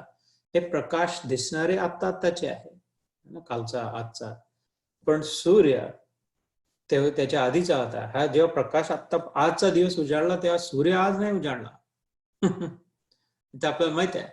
सूर्य मोर दॅन 5 बिलियन इयर्स, म्हणजे किती, आय डोंट नो, 5,000 करोड वर्षांपेक्षा आधी, 5,000 करोड, 1 करोड, 2 करोड, असं 1,000 करोड, असं अजून पुन्हा करोड, अजून 1,000 करोड, असं 5,000 करोड पेक्षा आधीपासून सूर्य होता. पुराण आहे सूर्य, तो पुराण आहे, पुराण पुरुषोत्तम म्हणतो, पुराण पुरुषोत्तम. आज जे दिसते म्हणून आज देव आहे असं नाही आहे, आज प्रकाश दिसतोय म्हणून सूर्य आज आहे प्रगटला असं नाही, उजाडला असं नाही, सूर्य आधीपासून आहे. तर म्हणून त्याला पुराण म्हटलंय. पुराण. न हन्यते हन्यमाने शरीरे. हन्य, हनन करणं, हनन म्हणजे मरण, जनन म्हणजे जन्म देणं. जनन आणि हनन या दोनच्या मध्ये मनन, त्याच्याबद्दल विचार करणं. जनन आणि हनन बद्दल मनन जर केलं तर दोन्हीच स्वरूप लक्षात येईल की मी जनन आणि हननच्या पलीकडचा आहे, आधीचा आहे. जननच्या आधी मी होतो आणि हननच्या नंतर मी राहील. हे फक्त मन जे आहे आता ते फक्त सध्या आहे, मनन सध्याचं, टेम्पररी. तर न हन्यते, हा मरत नाही बाबा. हन्यमान हे ना, हा मरत ना, आपण मारल्या जाऊ शकत. हन्यमाने शरीर, शरीर जेव्हा मरते तेव्हा मानतो आपण, हन्य माने, मरा मान लिया, मर गया ऐसे समझ लिया, गलती हो गई, कन्फ्युजन झालं, मिसअंडरस्टँडिंग झालं, हन्यमान समजलं, शरीर हन्यमान आहे. That which can die, that which dies is the body. Deha, not dehi. Dehi nityam avadhyoham. Dehe sarvasya bharata. सगळ्याच देहांमध्ये जो देही आहे तो अवध्य आहे. पुढे येईलच किंवा आला, येऊन गेला असा श्लोक. तो अवध्य आहे, त्याचा अवध नाही केला जाऊ शकत सगळ्यांमध्ये. सो या सगळ्याचं तात्पर्य मग म्हणून सुरुवात कशी केली श्रीकृष्णाने, गतासु न गतासुंश्च न अनुशोचन्ति पंडितः. ज्याला गोष्ट समजली आहे, सत्य लक्षात आलं, तो मेल्यासाठी नाही शोक करत, आणि जिवंत आहे त्यांच्यासाठी शोक नाही करत. कारण की जो जिवंत आहे असं वाटतो आहे, जीव अंत, जिवंत. थोड्या वेळासाठी जर जीव निर्माण झाला आला तर त्याचा अंतही होणार, जिवंत जर आहे. पण त्यातला जो जीव आहे ते स्वतः जीवन आहे, त्याचा अंत नाही, हे ज्यांनी समजलं. आणि मेलेल्यांसाठी जो मेला आहे तो हन्यमाने शरीर आहे, ते शरीर मेला. तर हे दुसरे जे मेले त्यांच्या आपल्या जीवनात निघून गेले, दुःखद निधन झालं ते शरीराचं, त्यांच्यासाठी दुःख नाही. त्याच्यापेक्षा मोठी आणि महत्वाची गोष्ट की स्वतःच्या शरीरासाठी चिंता नाही, की आज न उद्या मी मरणार, हे सगळं सोडून जावं लागणार, कसं होईल, कुठे जाईल, या लोकांचं कसं होईल, हे सगळं, हे दुःखासोबत संबंध तोडणं, जो जोडलेला संबंध होता तो मानलेला होता. श्रीकृष्णाने शब्द वापरला, माने, हन्य माने शरीर, मानलेला होता. आणि मी सांगितलं जनन आणि हननच्या मध्ये मनन आहे, गडबड मानलेलं आहे नुसतं सगळं मनाने. वास्तविक न जनन आहे ना हनन आहे, हे मनननी गडबड केली. हे स्वतःसाठी आणि दुसऱ्यासाठी दुःखासाठी काही स्थान नाही, हे तात्पर्य याचं सत्याच्या प्रकाशात. वेद अविनाशिनम नित्यम 21वा श्लोक. न एन अजम अव्ययम कथम स पुरुष पार्थ कम घातयति हंतिकम. हा 21वा श्लोक. वेद म्हणजे जाणणं, समजणं, ज्ञान. वेद अविनाशिनम नित्यम. Know this to be indestructible. अविनाशी मगाशी बोललो आपण, विनाश नाही. वेद अविनाशिनम नित्यम, याचा कधीच नाश होऊ शकत नाही. Impossibility. Know this to be indestructible. It is impossible to destroy this. असंभव है इसका नाश करना. ये जान ले. कृष्ण म्हणतो अर्जुनाला, वेद म्हणजे जाणून घे, समजून घे. वेद अविनाशिनम नित्यम न एनम अजम अव्ययम. याचा व्यय म्हणजे काय? खर्च होणं. व्यय शब्दापासून जे निर्माण होतं. वय झालं आपण म्हणतो, वय झालं आता म्हणजे काय? खर्च झाला, संपून राहिला, कमी राहिला. व्यर्थ झाला म्हणजे काय? अर्थ प्राप्ती नाही झाली, व्यय होऊन गेला. व्यर्थ. अर्थ म्हणजे संस्कृतमध्ये व्हॅल्यू, काहीतरी किंमत, काहीतरी मिळकत, मिळवणं, प्राप्ती होणं, त्याचा खर्च होऊन जाणं, लॉस होणं, व्यर्थ होणं. म्हणजे वय म्हणजे आणि अव्यय संपणं नाही, खर्च न होणं. तर हा कमी नाही होत. आत्मा जो आहे, शरीर जरी म्हातारा होतं, जन्म मृत्यू जरा व्याधी दुःख दोष अनुदर्शनम क्षेत्र क्षेत्रज्ञ विभाग योग नावाच्या 13व्या श्लोकात येतं की जसं आपण एक स्वतःमध्ये डिस्टन्स करू शकलो, जर देह आणि देहीमध्ये जर डिटॅच होऊ शकलो.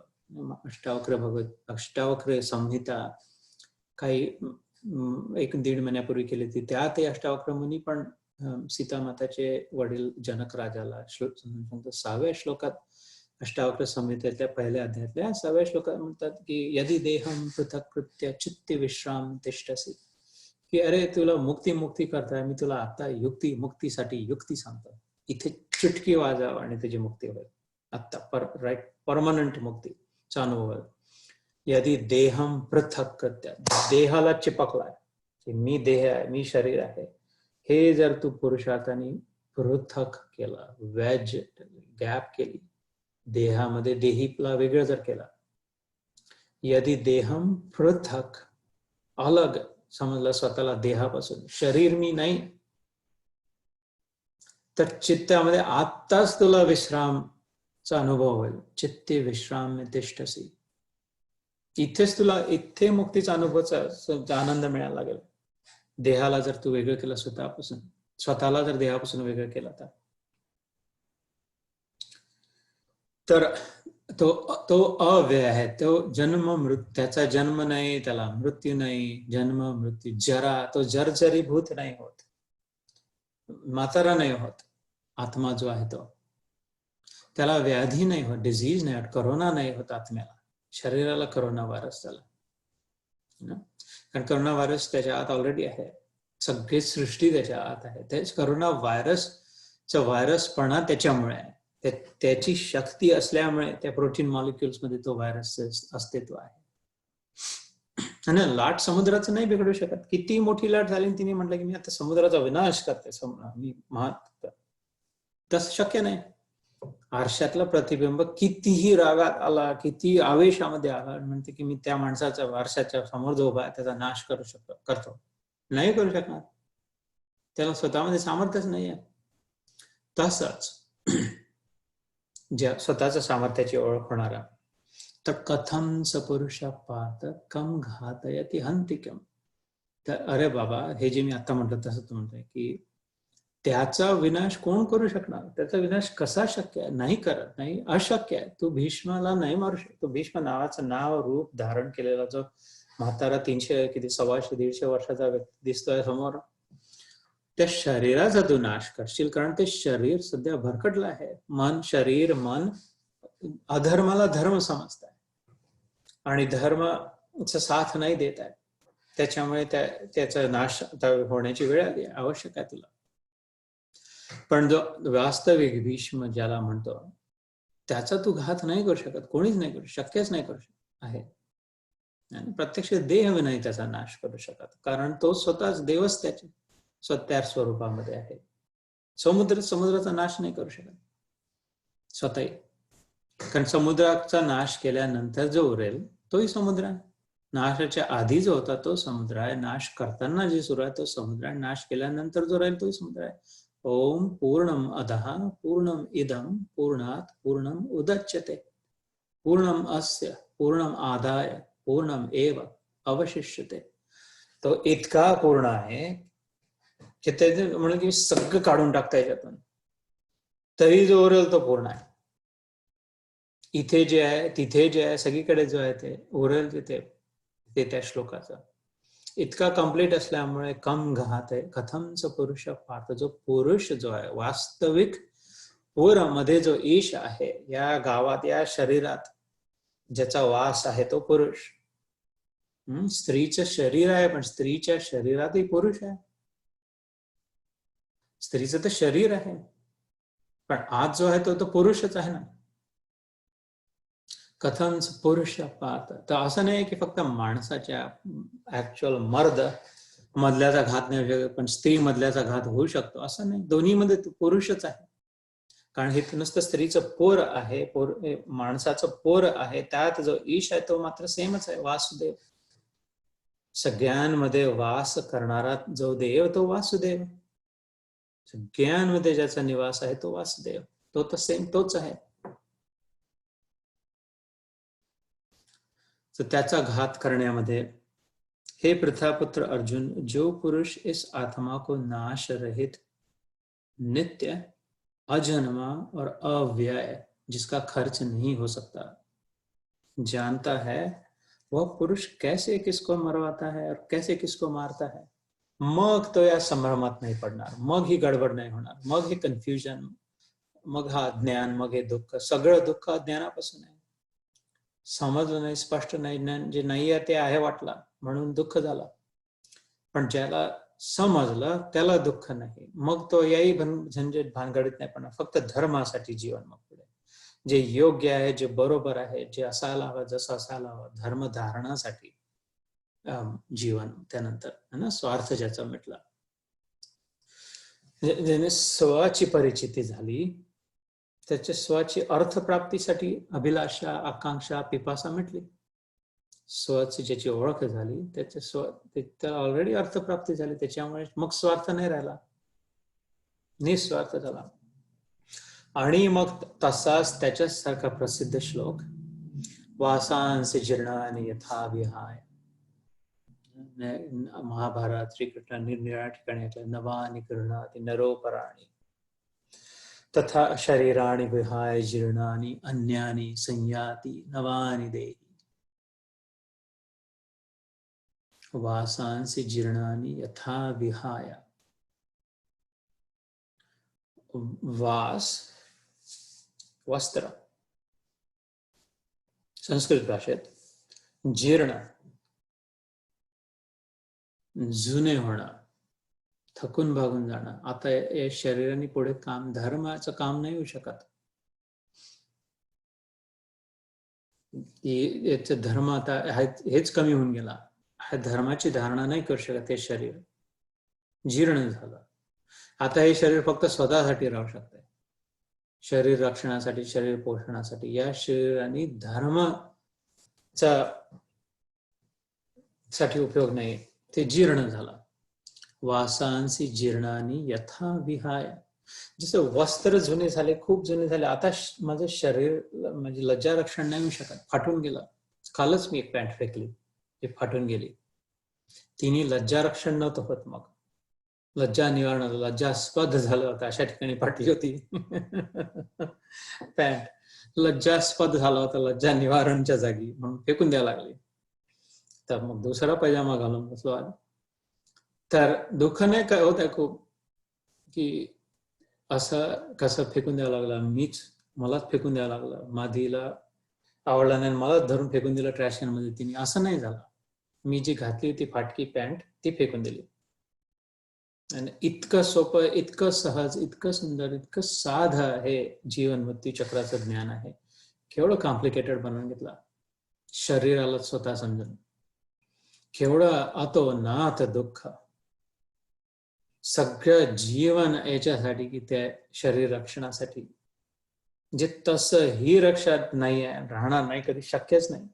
आणि कितीही राहिलं तरी ज्याला अर्थ नाही, ज्याचं अस्तित्व नाही, ज्याचा म्हणजे सार नाही, सगळं जीवन, सगळं सुख दुःख त्या शरीराला धरून, शरीराला मी मानून. आणि तो म्हणतो की जसे वस्त्र जुने झाल्यावर टाकून देणार, दुसरे घालणार, तसं वासांचे जीर्णानी यथा विहाय. विहाय म्हणजे सोडून देणार. विहंगम जसं म्हणतो, पक्षी काय करतो, पृथ्वीला सोडून वर उठतो, आणि त्याच्यानंतर सोडल्यानंतरच त्याला प्रचिती येऊ शकते, सोडल्यानंतरच त्याला दृष्टी येऊ शकते. सोडल्यानंतर बर्ड्स आय व्ह्यू जे दिसतं, त्या बर्डला जे बर्ड्स आय व्ह्यू दिसतं, वरून विहंगम दृश्य काय, कारण त्यात विहम आहे, सोडणं आहे. पृथ्वीवरच जर बसून राहिला पक्षी दाना खात, तर त्याला ते विहंगम दृश्य नाही दिसू शकत. एवढंच धरून ठेवलं मी तर. याला सोडलं तेव्हा, विहाय जेव्हा झाला, तेव्हा मात्र मग त्याला अजून ब्रॉडर ट्रूथ, अजून फुलर ट्रूथ, अजून मोर ब्युटी, अजून सौंदर्य, अजून अस्तित्व, अजून सामर्थ्य, अजून सगळं दिसू शकतं विहंगम. तर ते विहाय शब्द म्हणजे सोडणं. ज्याची सोडण्याची तयारी आहे तर त्यालाच प्राप्ती होऊ शकते. सोडण्याची तयारी नसली तर प्राप्ती नाही होऊ शकत, कारण की मग भरून ठेवलाय, जे धरून ठेवलाय त्यांनी भरून ठेवलाय, त्याच्या पलीकडे जागा नाही अजून काही ठेवायला. शरीर सोडण्याची जर तयारी असेल तरच आत्म्याची प्राप्ती होऊ शकते, आत्म्याचा अनुभव होऊ शकतो. शरीराला जर धरून ठेवायचं आहे, शरीरालाच जर प्राप्त राहायचं, तर मग शरीरच फक्त बनून राहणार. आत्म्याच्या अनुभवाचा प्रश्न नाही, आपल्या वास्तविक स्वरूपाचा अनुभवाचा प्रश्नच नाही. मग म्हणून पुरुषार्थ हा करायचा की आत्ताच तयारी करायची शरीर सोडण्याची, की काहीच दुःखदायक काहीच नाही, जे माझं कधी नव्हतं, ज्याने मला कधी सुख नाही मिळालं, ज्याला मी सुख देत होतो, ज्यासाठी जीवनभर मला काबाड कष्ट करावं लागलं, त्याला सुखी ठेवायला, त्याला सोडण्यासाठी दुःख का करायचं. सुख आलं ते दुःख देऊन गेलं गेल्यानंतर, दुःख आलं ते सुख देऊन गेल्यानंतर. तर मग दोनपैकी श्रेष्ठ कोण? पूजा मी कोणाची करू? सुखाची पूजा करू, जे जाताना मला लाथा देऊन जाते, दुःख देऊन जाते, की दुःखाची पूजा करू, की जाताना जे मला सुकून, शांती, आनंद, सुख देऊन जाते. कालची शुक्रवारची, परवाची शनी जयंती, शनी महाराज जयंती झाली. तर शनी महाराज 7:30 नंतर प्रसाद देऊन जातात. सगळं थोडं निसंतान करून, जे आपल्या ज्याने नसतं झालं ते तोडताड करून पुन्हा ठीकठाक करून मग जातात. तेवढं जो एन्ड्युरिंग जो असला, सहनशील जो असला, त्याला मग त्याच्या शनी महाराजांची कृपा मिळते. सूर्यपुत्र आहे शनी, वाईट शक्यच नाही त्यांच्यामध्ये भावना असणार. दुर्वासा ऋषी शिवजींचे अवतार होते. शंकर, प्रत्यक्ष शंकराचे अवतार दुर्वासा ऋषी होते. जिथे गेलं तिथे क्रोधाने रागाने जळून भस्म करून टाकलं. याला त्रास, त्याला त्रास, त्याला त्रास, पांडवांना त्रास, सगळ्यांना निरनिराळ्या. तर अंबरीश राजाची गोष्ट माहिती असेल भागवतातली. अंबरीश राजाला शाप, याला शाप त्याला ताप, पण ज्यांना ज्यांना शाप दिला, ज्यांना ज्यांना त्रास दिला दुर्वासाची, ते एकूण एक आला, त्याच्यानंतर प्राप्ती झाली, त्याच्यानंतर चांगली परिस्थिती झाली. नारद मुनींना नाव आठवलंय, जिथे जाऊन तिथे गाराणे लावायला केला, जाऊन इकडची गोष्ट तिकडे, तिकडची गोष्ट तिकडे, कारण ती तसं शॉर्टकट केल्याशिवाय होणार नव्हती ती गोष्ट. कंसाला जाऊन म्हणजे अजून लवकर मार, हे का तू जेव्हा बसला एक एक गाव, व्हॉट इफ तो पळून गेला, त्याला कोणतरी नेऊन गेलं दुसरीकडून, मग लपून बसला. आठवा पुत्र म्हणजे पहिल्यापासून आठवा की आठव्यापासून पहिला, नारद मुनींनी अजून त्याला भ्रमिष्ट केलं. त्याच्यामुळे तू तर खरं तर सगळ्यांना मारायला पाहिजे. 8वा, कारण की तो तर चालू आहे, तो म्हणे की तो खूपच चलाक आहे. तो म्हणे की न मी मधून गिनती करतोय, इकडचे 4 आणि इकडचे 4. न मी सुरुवातीपासून गिनती केली, न मी शेवटून गिनती करत होतो. त्याच्यापेक्षा तू कशाला संचय नको ठेवून मग सगळ्या गावांमध्ये तू कर. कारण लवकर फास्ट फॉरवर्ड करायचं. हे ड्रामा नाटक खूप लॉंग त्रास लोकांना देण्यापेक्षा फटफट करून छुट्टी कराने ती उसकी कंस की. दुर्वासांनी ज्यांना ज्यांना शाप दिले, अमरीश राजाला शाप दिला तर नारायणाची प्राप्ती झाली. प्रत्यक्ष दर्शन त्याची रक्षा करायला आले. पांडवांना वर क्रोधाचा आला, श्रीकृष्ण धावून आला, अक्षय पात्र मिळालं दुर्वासाच्या शापानंतर. श्रीकृष्णाकडून द्रौपदीला अक्षय पात्र मिळालं की सखे माझी, याच्यानंतर तुझ्या राशी कधी वेळ नाही येणार, हे मी ठेवून जातो तुझ्याजवळ. आता दुर्वासा समोर दुर्वासा आलाय तरी तू एक शेत जरी असं तर ते सतत निघत जाईल. कारण की ते शिवजीचा अवतार होते, अनुसया माताचे पुत्र होते. दत्तात्रयांचे जे आपण पूजा करतो, ब्रह्मा विष्णू महेश तिघ मिळून जे आले ते ब्रह्मचंद्र रूप झाला सौम्य रूपाने की माते मी सतत तुझं दर्शन करत राहील, चंद्रमंडळातून असं करत राहील वर की सतत तुझे चरण मला दिसतील. दुर्वासा म्हणे मी शंकर मित्र विभूती लावून मी निघणारा, मला इथे नाही जाऊन बसतो मी, तर पण माझ्यासोबत कोण राहील? तर हा विष्णू आहे ना, हा त्या खूप सगळ्या लोकांची काळजी घेणारा असतो. म्हणजे याला खूप पडली असते, याचं कसं त्याचं कसं, याला काय त्याला काय, इथे जाईल तिथे जाईल, अवतारावर अवतार, इसको हम रखते तेरे पास. तर मधला होता मोठा आपला रँक फॉलो करू शकला, छोटा आपला लाड करू शकला, मधल्या अडकून बसला. ठीक आहे राहतो म्हणे, दत्तात्रय बनून राहिले. अवधूत चिंतन श्री गुरुदेव दत्ता. पण अजूनपर्यंत त्यांचा अवतार आहे अवधूत रूपाने. अवधूत गीता भागवतात येते. तर वाईटातून चांगला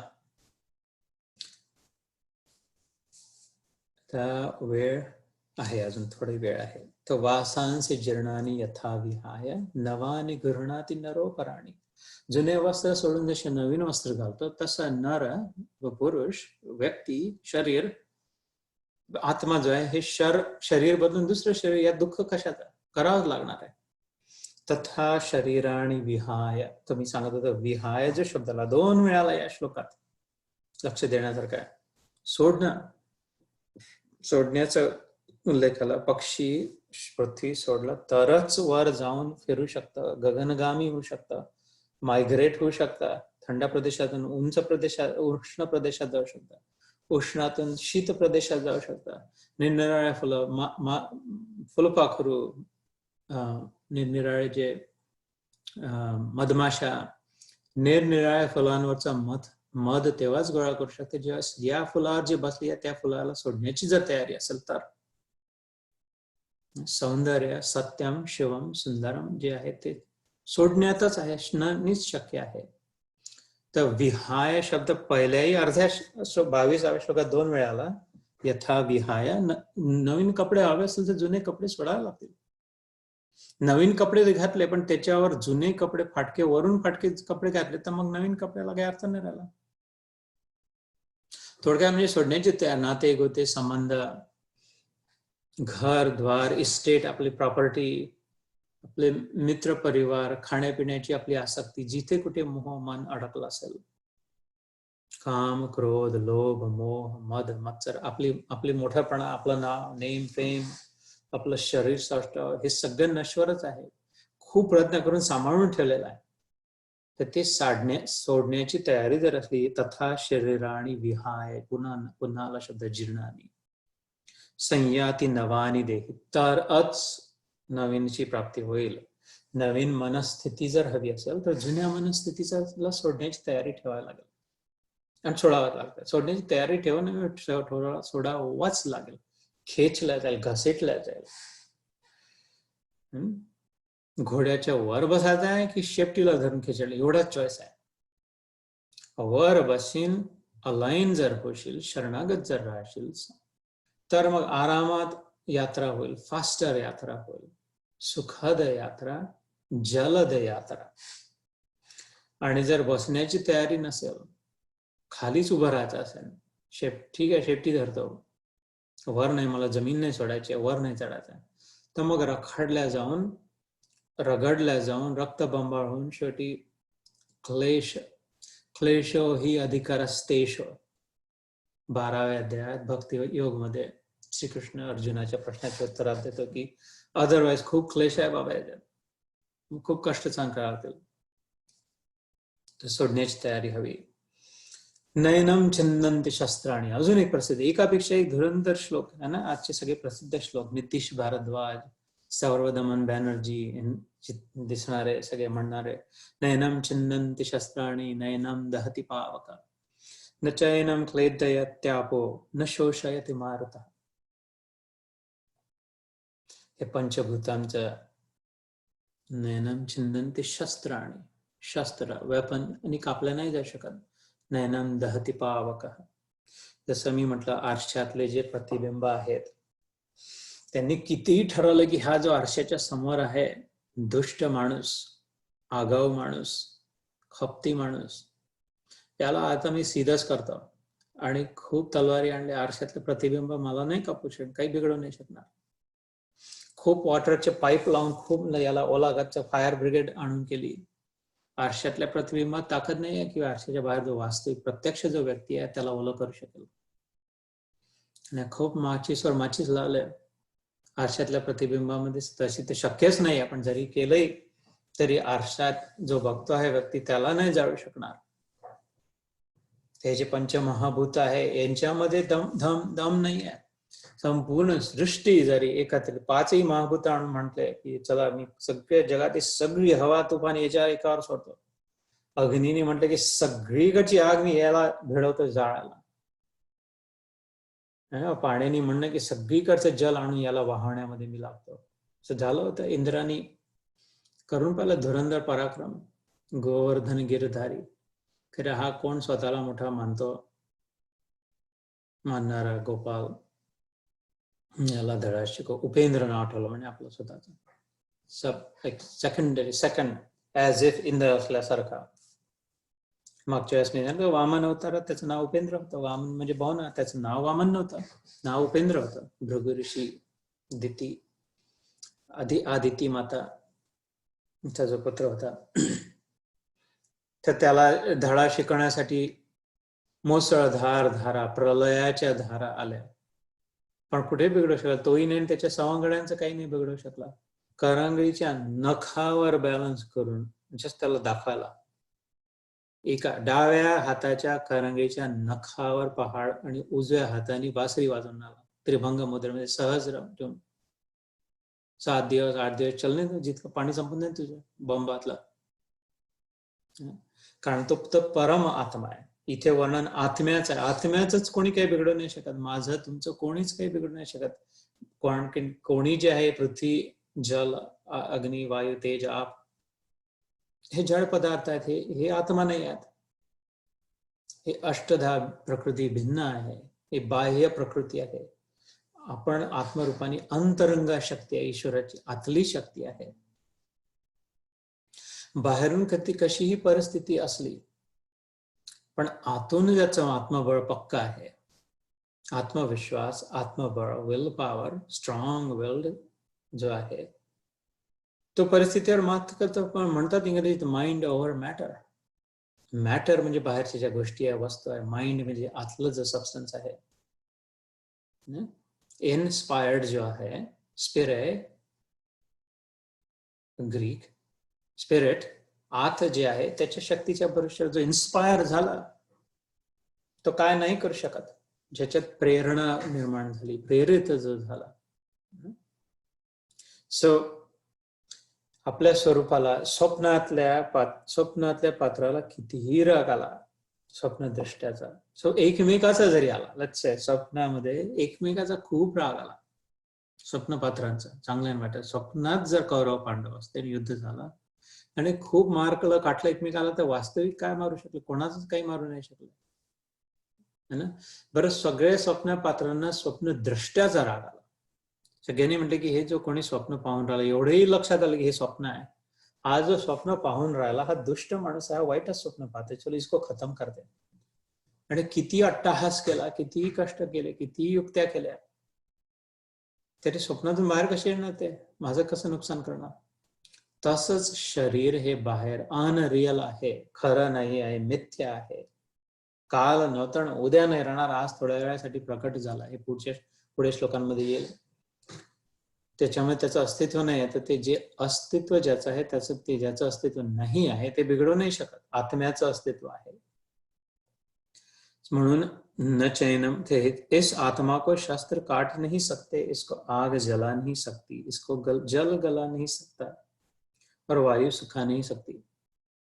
तर न कोणाचे वडील वारत, न कोणाची आईच्या मृत्यू होत, न कोणाचा पुत्र शोकत, ते शरीर निघून गेले. आत्मरूपाने ते तसेच्या तसे आणि माझ्यासोबत एक आहेत. सुरुवातीला मी म्हटलं या सदराच्या प्रारंभी की तुकडे तुकडे रूपाने नाही, आठवत असेल तर, की माझ्या वडिलांमध्ये एक आत्म्याचा तुकडा होता, माझ्या आईमध्ये एक आत्म्याचा तुकडा आहे, माझ्यामध्ये एक तुकडा आहे, माझ्या कुत्र्यामध्ये एक तुकडा आहे, असं नाही. एक सलग निरंतर भगवद्गीतेप्रमाणे निरंतर आहे. म्हणजे मग आताही आहे. सिनेमाच्या पडद्यावर उजव्या बाजूला विलन दिसतो आहे आणि डाव्या बाजूला हिरो दिसतो आहे. तर उजव्या बाजूचा पडदा खराब, वाईट पडदा, आणि डाव्या बाजूचा पडदा चांगला, बिचारा खूपच चांगला होता, असं नाही आहे. आणि तो विलन राव न राव, हिरो राव न राव, तो जसाच्या तसा एक निरंतर. तशा प्रकारे वडील असो नसो, आई असो नसो, पुत्र असो नसो, शरीर रूपाने, पण वास्तविक आत्मरूपाने त्यांचं अस्तित्व नाही आहे असं शक्यच नाही, हे श्रीकृष्ण म्हणतात. या भ्रमात पडल्यामुळे अर्जुनाच्या डोक्यात गडबड झाली की हे राहणार नाही तर मग काय होईल, असं शक्यच नाही, ते राहणार नाही देवाच्या अनुभवाने. क्योंकि यह आत्मा, अब 24वां श्लोक, यह आत्मा अच्छेद्य है, अदाह्य है, अक्लेद्य है और निस्संदेह अशोष्य है. यह आत्मा नित्य सर्वगत स्थान और अचलोयम सनातन, नित्य सर्वव्यापी, अचल, स्थिर रहने वाला और सनातन है. अजून एक श्लोक करू, एखाद दुसरा आणि मग आजचं रिफ्लेक्शन थांबव. नित्य सर्वगत, नित्य मगाशीच बोलून झालं, कंटिन्युअस आहे, तुकडे तुकडे नाही आहे, होमोजिनियस आहे, कन्सिस्टंट आहे, फॉरएव्हर आहे, युनिफॉर्म आहे, वन कॉन्स्टंट आहे, सर्वगत, सगळीकडे पसरलेला आहे. असं कुठलं ठिकाण नाही की जिथे आत्मा नाही आहे. पडद्यावर जो पूर्ण सिनेमा दिसतो, पडदा दिसत नाही, सिनेमा दिसतो, रंगीत दिसतं, वेगळे दिसतात, दृश्य दिसतात. असं कोणी नाही म्हणू शकत की पडदा इथे आहे आणि इथे नाही आहे. सगळीकडे पडदा आहे. पडदा आहे म्हणून दृश्य आहे, पडदा आहे म्हणून दृश्य दिसते आहे, सर्वगत आहे संपूर्णपणे. तर मला जर दृश्य दिसते, मी आता खिडकीतून बाहेर पाहतो, झाड दिसतात, रस्ता दिसतो, पक्षी दिसतात, घर दिसतात, किंवा आरशात पाहतो, आरसा दिसतो, स्वतःचं प्रतिबिंब दिसते, किंवा एक दुसऱ्यांकडे पाहतो, एक दुसऱ्याचा काही जर आहे तर आत्मा पहिल्या. सिनेमा पाहताना पडद्यावर सिनेमा जर दिसतो आहे, चित्रपट जर दिसते तर पहिले पडदा आहे. पडदा आहे म्हणून दृश्य आहे, आत्मा आहे म्हणून प्रगट आहे याच्यावर.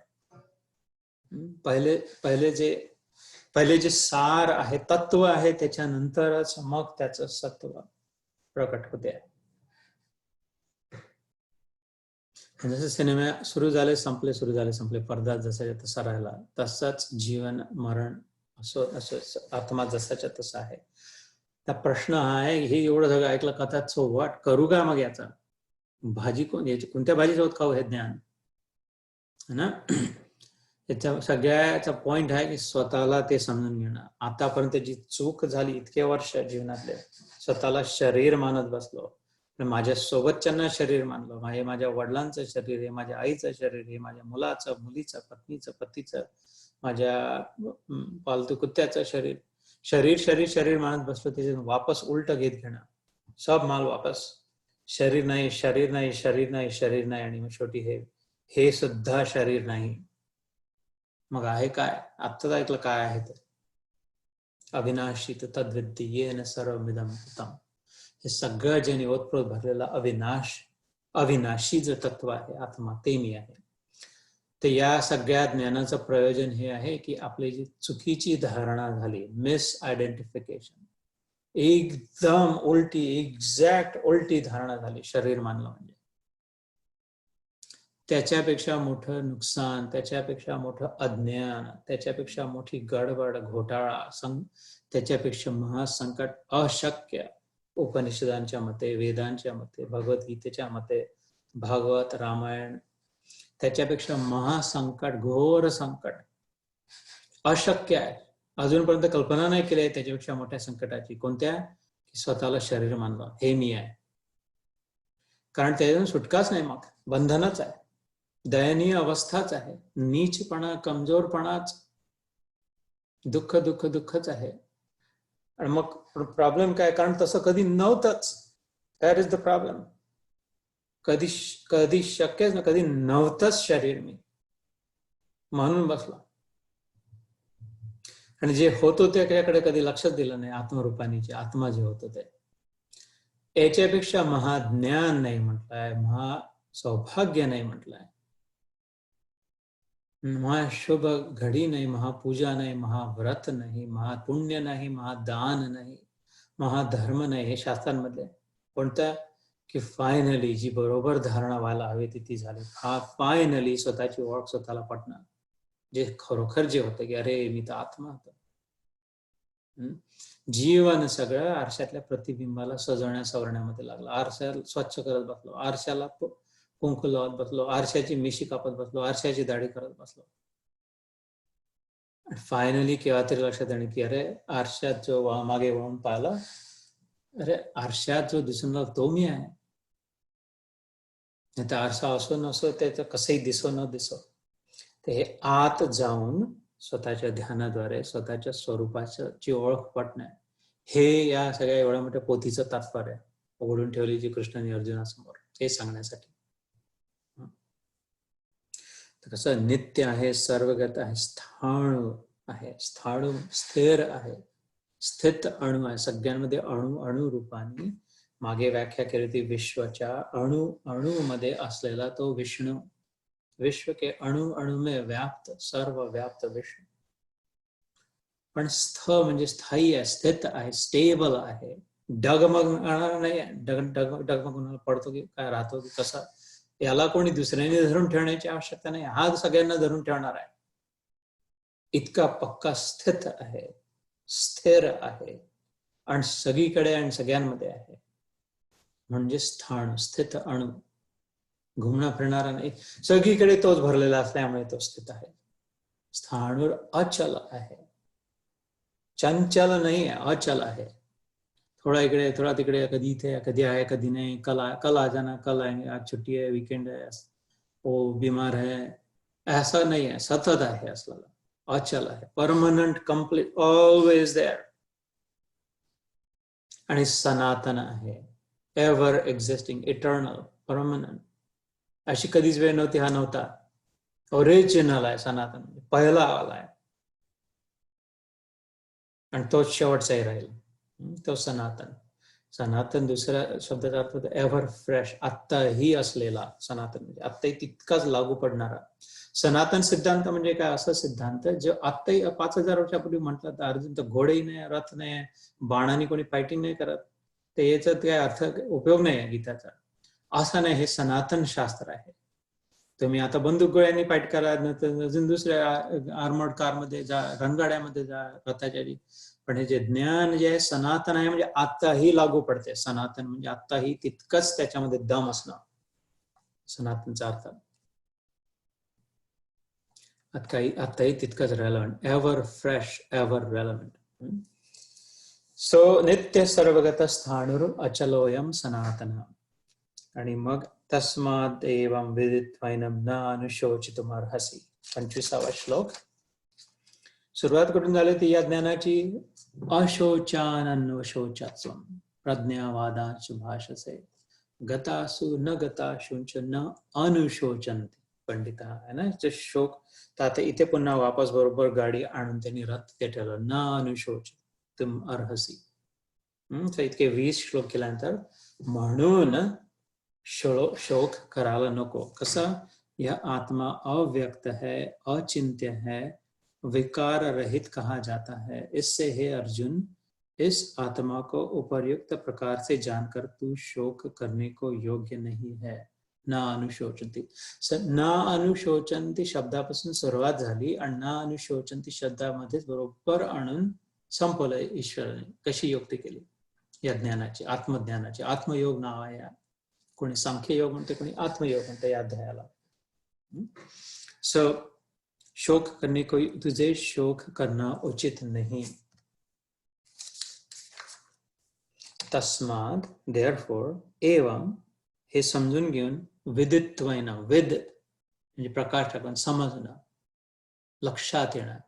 देयरफॉर हे समजून घेऊन, लक्षात घेऊन न अनुशोचितुम अर्हसि. You are not worthy of sadness. अर्हसि म्हणजे वर्थ होणं, वर्दी होणं. ऱ्हास, ऱ्हास ज्याला म्हणतो आपण म्हणजे अनवर्दी आहे ना, याचा ऱ्हास झाला. ल्हास आणि ऱ्हास हे दोन परस्पर विरोधी शब्द आहे. आल्हाद म्हणतो, ल्हाद जेव्हा झाला ते आनंद झाला, आणि ऱ्हास झाला म्हणजे नुकसान झाला, उलट झालं. अर्हसी, तुझे नुकसान नको स्वतःच करून घेतो म्हणताय. असं स्वतःला आत्मघातकी नको पण. स्वतः दुःखाने दुःखी होतं तेव्हा कोणाचं नुकसान होतं? आपलं मन जेव्हा खच्ची होतं, आपलं मन जेव्हा बसतं खाली, आपण जेव्हा सॅड होतं, डिप्रेस्ड होतं, नुकसान कोणाचं होतं? सगळ्यात पहिले स्वतःचं होतं. वाईट विचारांना जेव्हा एंटरटेन करतो, डोक्यात ठेवतो, रवंथ करतो, रुमिनेट करतो, चित्तामध्ये तेच ते सिमेंट कॉन्क्रीटच्या ट्रक सारखं ओलं ठेवण्याची प्रक्रिया चालू राहते की नाही पण असं, नाही पण तसं. नुकसान कोणाचं होतं? आपलंच होतं. ज्याचं स्वतःचं नुकसान होताना दिसतंय तो दुसऱ्याचा काय फायदा करेल? त्याचं सगळं चित्त याच्यातच जाईल की माझं नुकसान मिटून माझा फायदा कसा होईल. हा गैरसमज आहे. म्हणता हा अर्जुन जर डिप्रेस झाला, नुकसान समजतो आहे, तर मग हा धर्माचं रक्षण कसं करेल? हा धर्म धुरंधर कसा होईल? हा युद्ध कसं करेल? हा दंड कसा देईल? उद्दंडांना दंडित कसा करेल? हा जे प्रचंड समोर बंड गुंड उद्दंड आहेत त्यांना दंडित करणारा हा एकच होता. यमदंड देणारा याचं सामर्थ्य होता. पण हात जर बसून गेला, न योधसे की गोविंदम तस्मात तुष्णीर्बहो वच, सगळं खाली ठेवून डिप्रेस्ड होऊन, तर स्वतःच जो भला नाही करू शकत, स्वयं तर तुम न जानाती परस्तर तू तारयंती किम. शिवगीतेत, गुरुगीतेत, गुरुचरित्राच्या पोथीच्या शेवटी गुरुगीता येते. ती शिवपुराणातून घेतलेली आहे, शिवगीता रूपातली. त्याच्यात शिवजी पार्वतीला म्हणतात स्वयं तर तुम न जानाती परस्तारयंत किम. ज्याला पोहता येत नाही तो दुसऱ्याला कसं वाचवल पार्वती. म्हणून ते या संदर्भात म्हटलं, गुरुच्या संदर्भात की उपदेश त्यांनीच करावा, म्हणजे वाचवण्यासाठी प्रयत्न त्यांनीच करावा ज्याला स्वतःला पोहता येते. यांनी स्वतःच पहिले जीवन ठीक करून घेतलाय.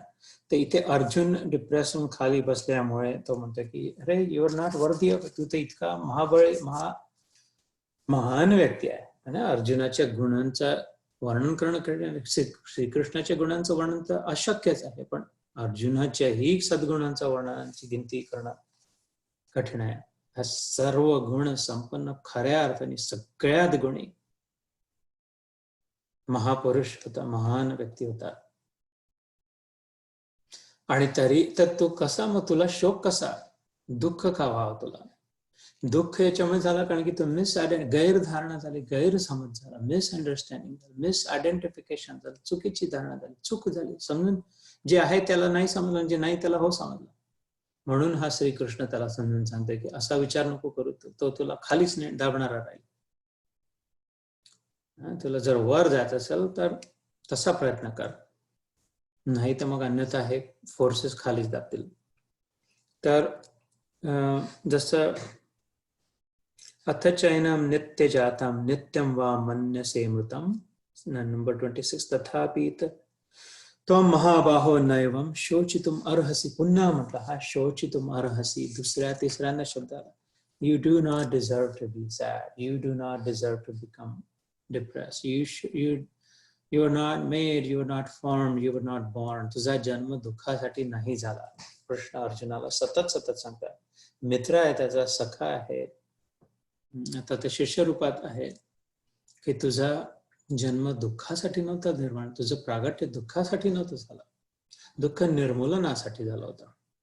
शोचितुम अर्हसि, you are not worthy of the negativity of this feeling. यदि तू इस आत्मा को सदा जन्मने वाला तथा मरने वाला मानता है तो भी हे महाबाहो तू इस प्रकार शोक करने को योग्य नाही. आता इथून शिफ्ट होते या अध्यायात. आतापर्यंत आत्म्याचं वर्णन, त्याच्यामुळे आपण आजचा मग सत्र थांबवू, शिफ्ट झालेलं पुढच्या वेळेस पासून निर्माण करू, सुरुवात करू. शिफ्ट कसा होता, आता तो सिंपल लॉजिकने सांगतो. आतापर्यंत वास्तविक सत्य जे आहे, ट्रूथ सांगितलं, आत्म्याबद्दलचं जे सत्य आहे ते सांगितलं, जे जसं आहे तसं सांगितलं, की आत्मा काय, कोण आहे आणि शरीर कोण आहे. पण हे जर पल्ले नसेल पडत, हे जर सध्या डोक्यात फिट नसेल होत, ही जर वेळ नसेल, उद्या या गोष्टी जर करायच्या असतील अर्जुनाला, आज नसतील समजा, तर तो म्हणतो की बरं ठीक आहे, आता सिंपल लॉजिकने विचार कर. आणि इथून मग हे अध्याय शिफ्ट होतं, की तुला जर वाटतं की असं वगैरे नाही, मी जे म्हणतो ते शरीर वेगळं आहे आणि आत्मा वेगळा आहे, आत्मावित्मा काही नाही, आम्हाला आत्म्याचा विचार नाही करायचा आहे. कारण की अर्जुन म्हणतो की ते ठीक आहे, पण हा जो समोर दिसतोय आजोबा, यांनी मला माझ्या कडेवर घेतला, त्यांनी मला त्यांच्या कडेत घेतलं, मांडीत बसवलं, माझ्या मागे धावले, मला उचललं. हे जे गुरु दिसतात आहे द्रोण रूपाने, त्यांनी तर प्रतिज्ञा केली की जे मी तुला देतो ते मी अश्वत्थाम्यापेक्षा जास्त तुला दे. प्रत्यक्षात तसं नाही झालं. अश्वत्थाम्याला जे नारायण अस्त्र दिलं तर ते अर्जुनाला नव्हतं दिलं. ते खरं न ठरलं, द्रोणाचार्यांचा वादही झाला त्याच्यामुळे ना, की तसं. पण त्यांचे उद्देश होता, मात्र सिन्सिअरिटी होती की अर्जुनावर सगळं लुटवून देण्याचं, कारण की अर्जुनाने त्यांचं मन जिंकलं होतं सेवाभावाने आपली. तर तो म्हणतो की पण हे तर आहे ना, हे अनुभव मी कसा टाळू, शरीर रूपाने जे दिसतात यांनी ऍक्च्युअली माझ्यासाठी इतकं केलं आहे ना, असं कसं तू म्हणू शकतो कृष्ण की अरे हे आत्मा आहे, शरीरावर दुःख जाऊन काय यांचं नाही, असं कसं म्हणू शकतो. आणि तो कबूल करतो, कृष्ण म्हणतो बरोबर आहे, हो आहे, खरी गोष्ट आहे. या श्लोकात तो म्हणतो, तर तू जर त्यांना शरीर मानतो, आत्मा नाही मानत, तरी दुःख नको करू, कारण शरीर कोणाचं राहिलं आजपर्यंत. नुसतं सिंपल लॉजिकने विचार कर. तर या शेवटचा आजचा श्लोक जो आहे, जातस्य हि ध्रुवो मृत्यू ध्रुवो जन्म मृतस्य च तस्माद अपरिहार्यते नैवम शोचितुम अर्हसि. पुन्हा पुन्हा म्हणतं की तरी सुद्धा शोक नको करायला. हा 27वा श्लोक. जातस्य म्हणजे ज्याचा जन्म झाला आहे, ध्रुवोर मृत्यू, ध्रुव म्हणजे पक्का. ध्रुव बाळाला ध्रुव काय फेमस आहे, ध्रुव ताराचं महत्व काय, तो हालत नाही, अड्डेट आहे, त्याच्यात कॉम्प्रोमाइज नाही होत, चेंज नाही होत, निश्चित आहे ध्रुव. म्हणून ध्रुव तारा दाखवून दिशा पक्की करतात, याच्या ही उत्तर दिशा ते आहे. जातस्य हि ध्रुव मृत्यू, जो जन्माला आलाय त्याचा मृत्यू निश्चित आहे, तुला माहित आहे, तो हुशार आहे, बघितलाय ना, समीक्षा करतो, तू ऑब्झर्वंट आहे, सूक्ष्म बुद्धीवाला आहे. जातस्य हि ध्रुव मृत्यू ध्रुवम जन्म मृतस्य तस्मात अपरिहार्यते, याला काही अर्थ नाही आहे. अपरिहार्य हे अनिवार्य आहे, इनएव्हिटेबल आहे, अनअवॉइडेबल आहे. जन्मला आहे भीष्म, द्रोणाचार्य, आणि जे कोणी ते मरावं लागणार आहे. इच्छा मरणचं वरदान आहे, पण अमरणचं नाही, अमर होण्याचं वरदान नव्हतं त्याला. चॉईस एवढा होता की कसं मरायचं आणि केव्हा मरायचं आहे, मरायचं की नाही हा चॉईस, हा वरदान. शांतनू राजा, त्याच्या भीष्म देवव्रत नावाचा जो युवा वीर होता, भीष्माचं नाव ओरिजिनल देवव्रत होतं. त्याचे वडील शांतनू राजा मत्स्यकन्याच्या प्रेमात पडून, ही कथा माहिती असेल. तिच्या वडिलांनी म्हटलं लग्न करायचं तर तुला ऑलरेडी एक मुलगा आहे, माझी मुलगी मी नाही देत, कारण की तो राजा बनेल आणि माझा नातू मात्र मग त्याचा सेवक बनेल. लग्न करायचं असेल तर माझ्या मुलीच्या, म्हणजे लहान्या छोट्या राणीच्या मुलाला राजा बनावं लागेल. तर शांतनूला ते शक्य मान्य नव्हतं, त्यामुळे ठीक आहे नको, पण दुःखी होऊन गेला प्रेमामुळे. तर हे देवव्रताला जेव्हा लक्षात आलं, टीनेज बॉय, आपल्या वडिलांच्या दुःखाचं कारण असं आहे की त्यांचं ज्या स्त्रीवर प्रेम आहे तिच्यासोबत ते विवाह नाही करू शकत, कारण त्या भावी सासऱ्यांनी अट घातली की त्याच्या मुलाला राजा बनावा, पण त्यांना मला राजा बनायचं आहे, कारण की मी मोठा मुलगा आहे आणि ते धर्माला धरून आहे. तर त्यांनी जाऊन म्हटलं मत्स्यकन्येच्या वडिलांना, फिशरमन, कोळी, मत्स्यकन्या कोळी होती जातीने ती, की माझ्या वडिलांना मानून न मानून मीच स्वतः तुम्हाला कबूल करतो की मी नाही राजा बनणार. ते म्हणे असं तर म्हणणारे खूप आले. हे प्रतिज्ञा करतात, त्यांनी प्रतिज्ञा केली की नाही मी राजा नाही बनणार, त्याच्यामुळे तुझ्या मुलीला जो होईल माझा लहाना भाऊ सावत्र भाऊ तोच राजा बनेल. मग तो म्हणे तरी नाही, तिच्या वडील म्हणे तरी नाही शक्य, मी नाही देत माझी मुलगी. मग हा देवव्रत इतका हुशार, इतका कुशाग्र बुद्धी, त्याच्या लक्षात आलं की त्याचा विचार आहे की ठीक आहे हा तर राजा नाही बनणार पण इस्टेटीचे प्रॉब्लेम होतील ना, याचा मुलगा जेव्हा होईल, देवव्रतचा जेव्हा मुलगा होईल तेव्हा तो माझ्या नाताच्या मुलासोबत भांडेल की अरे आपले दोघांचे बाप तर मेले पण ऍक्च्युली माझ्या वडिलांचं ते राज्य होतं. हे सगळं तुम्ही कपटाने निपटून घेतात, आता माझा हक्क आहे. त्याच्यामुळे याच्यावर सोल्युशन काय, हा विचार हे म्हणून तो कदाचित नाही म्हणत असेल असं देवव्रताने त्याच्या मनात जाणवलं. बरं हे बघ, मी अशी प्रतिज्ञा करते की मी लग्नच नाही करत, आणि त्याला भीष्म प्रतिज्ञा म्हणतात. पहिले प्रतिज्ञा केली, मग इतकी हात पकडून की मी आज लग्न नाही करत, मी काय होईल, बरं मी आजन्म ब्रह्मचर्य व्रताची भीष्म प्रतिज्ञा करतो, मी आजन्म ब्रह्मचर्य व्रत केले. ऊर्ध्व रेता राजर्षी बनून राहिले, त्यामुळे ते तेजस्वी अजून होत गेले. यांच्याही गुणांची काही कमी नव्हती भीष्म. ते इच्छा, तर मग त्या शांतनू राजाने आपलं प्रसन्न होऊन इच्छा मरणाचं वर्णन दिलं. पण शांतनू काय ब्रह्मदेव नव्हता, ब्रह्मदेवामध्ये शक्ती नाही, ब्रह्माला स्वतःला मृत्यू होतो. ब्रह्म पूर्ण फायनल परमेश्वर नाही आहे, ब्रह्मदेव जो आहे. ब्रह्मानी जे हिरण्याक्ष, हिरण्यकश्यपू, अजून कोणाला रावण, कुंभकर्ण वरदान दिले, ते कोणालाच अमराचं वरदान नाही देऊ शकलं. त्याच्याचं नाही, ज्याच्याचं जे नाही आहे तो दुसऱ्याला देईल कसा, ज्याच्याचं जे आहे तोच दुसऱ्याला देऊ शकेल. तर तो प्रत्यक्ष म्हणतो ब्रह्मदेव, अरे बापा मीच अमर नाही. हे पुढे 8व्या अध्यायात अक्षर ब्रह्म योग मध्ये, गीतेत कुठलंच ज्ञान नाही सुटलं, इतक्या छोट्या ग्रंथात सगळं आलंय. 8व्या अध्यायात वर्णन आहे की ब्रह्माचा दिवस कसा असतो, किती असतो, ब्रह्माचा रात्री केवढी असते, आणि ते एक दिवस एक रात्र असे 100 वर्षानंतर ब्रह्माची समाप्ती होते. ब्रह्म भवना लोका पुनरावर्तिनो अर्जुन, हा श्लोक 8व्या अध्यायात. तर इच्छा मरणाचं वर्धन आहे, पण न मरण्याचं वर्धन त्यालाही नाही. तर जातस्य हि ध्रुव मृत्यू ध्रुवम जन्म मृतस्य, मरावं तर त्यालाही लागणार आहे. तू नाही मरणार म्हणून मरणार नाही अशी गोष्ट नाही आहे. तस्मात त्याच्यामुळे हे पॉइंटलेस गोष्ट आहे, ही लॉजिकल नाही, इलॉजिकल आहे, बॅड लॉजिक आहे.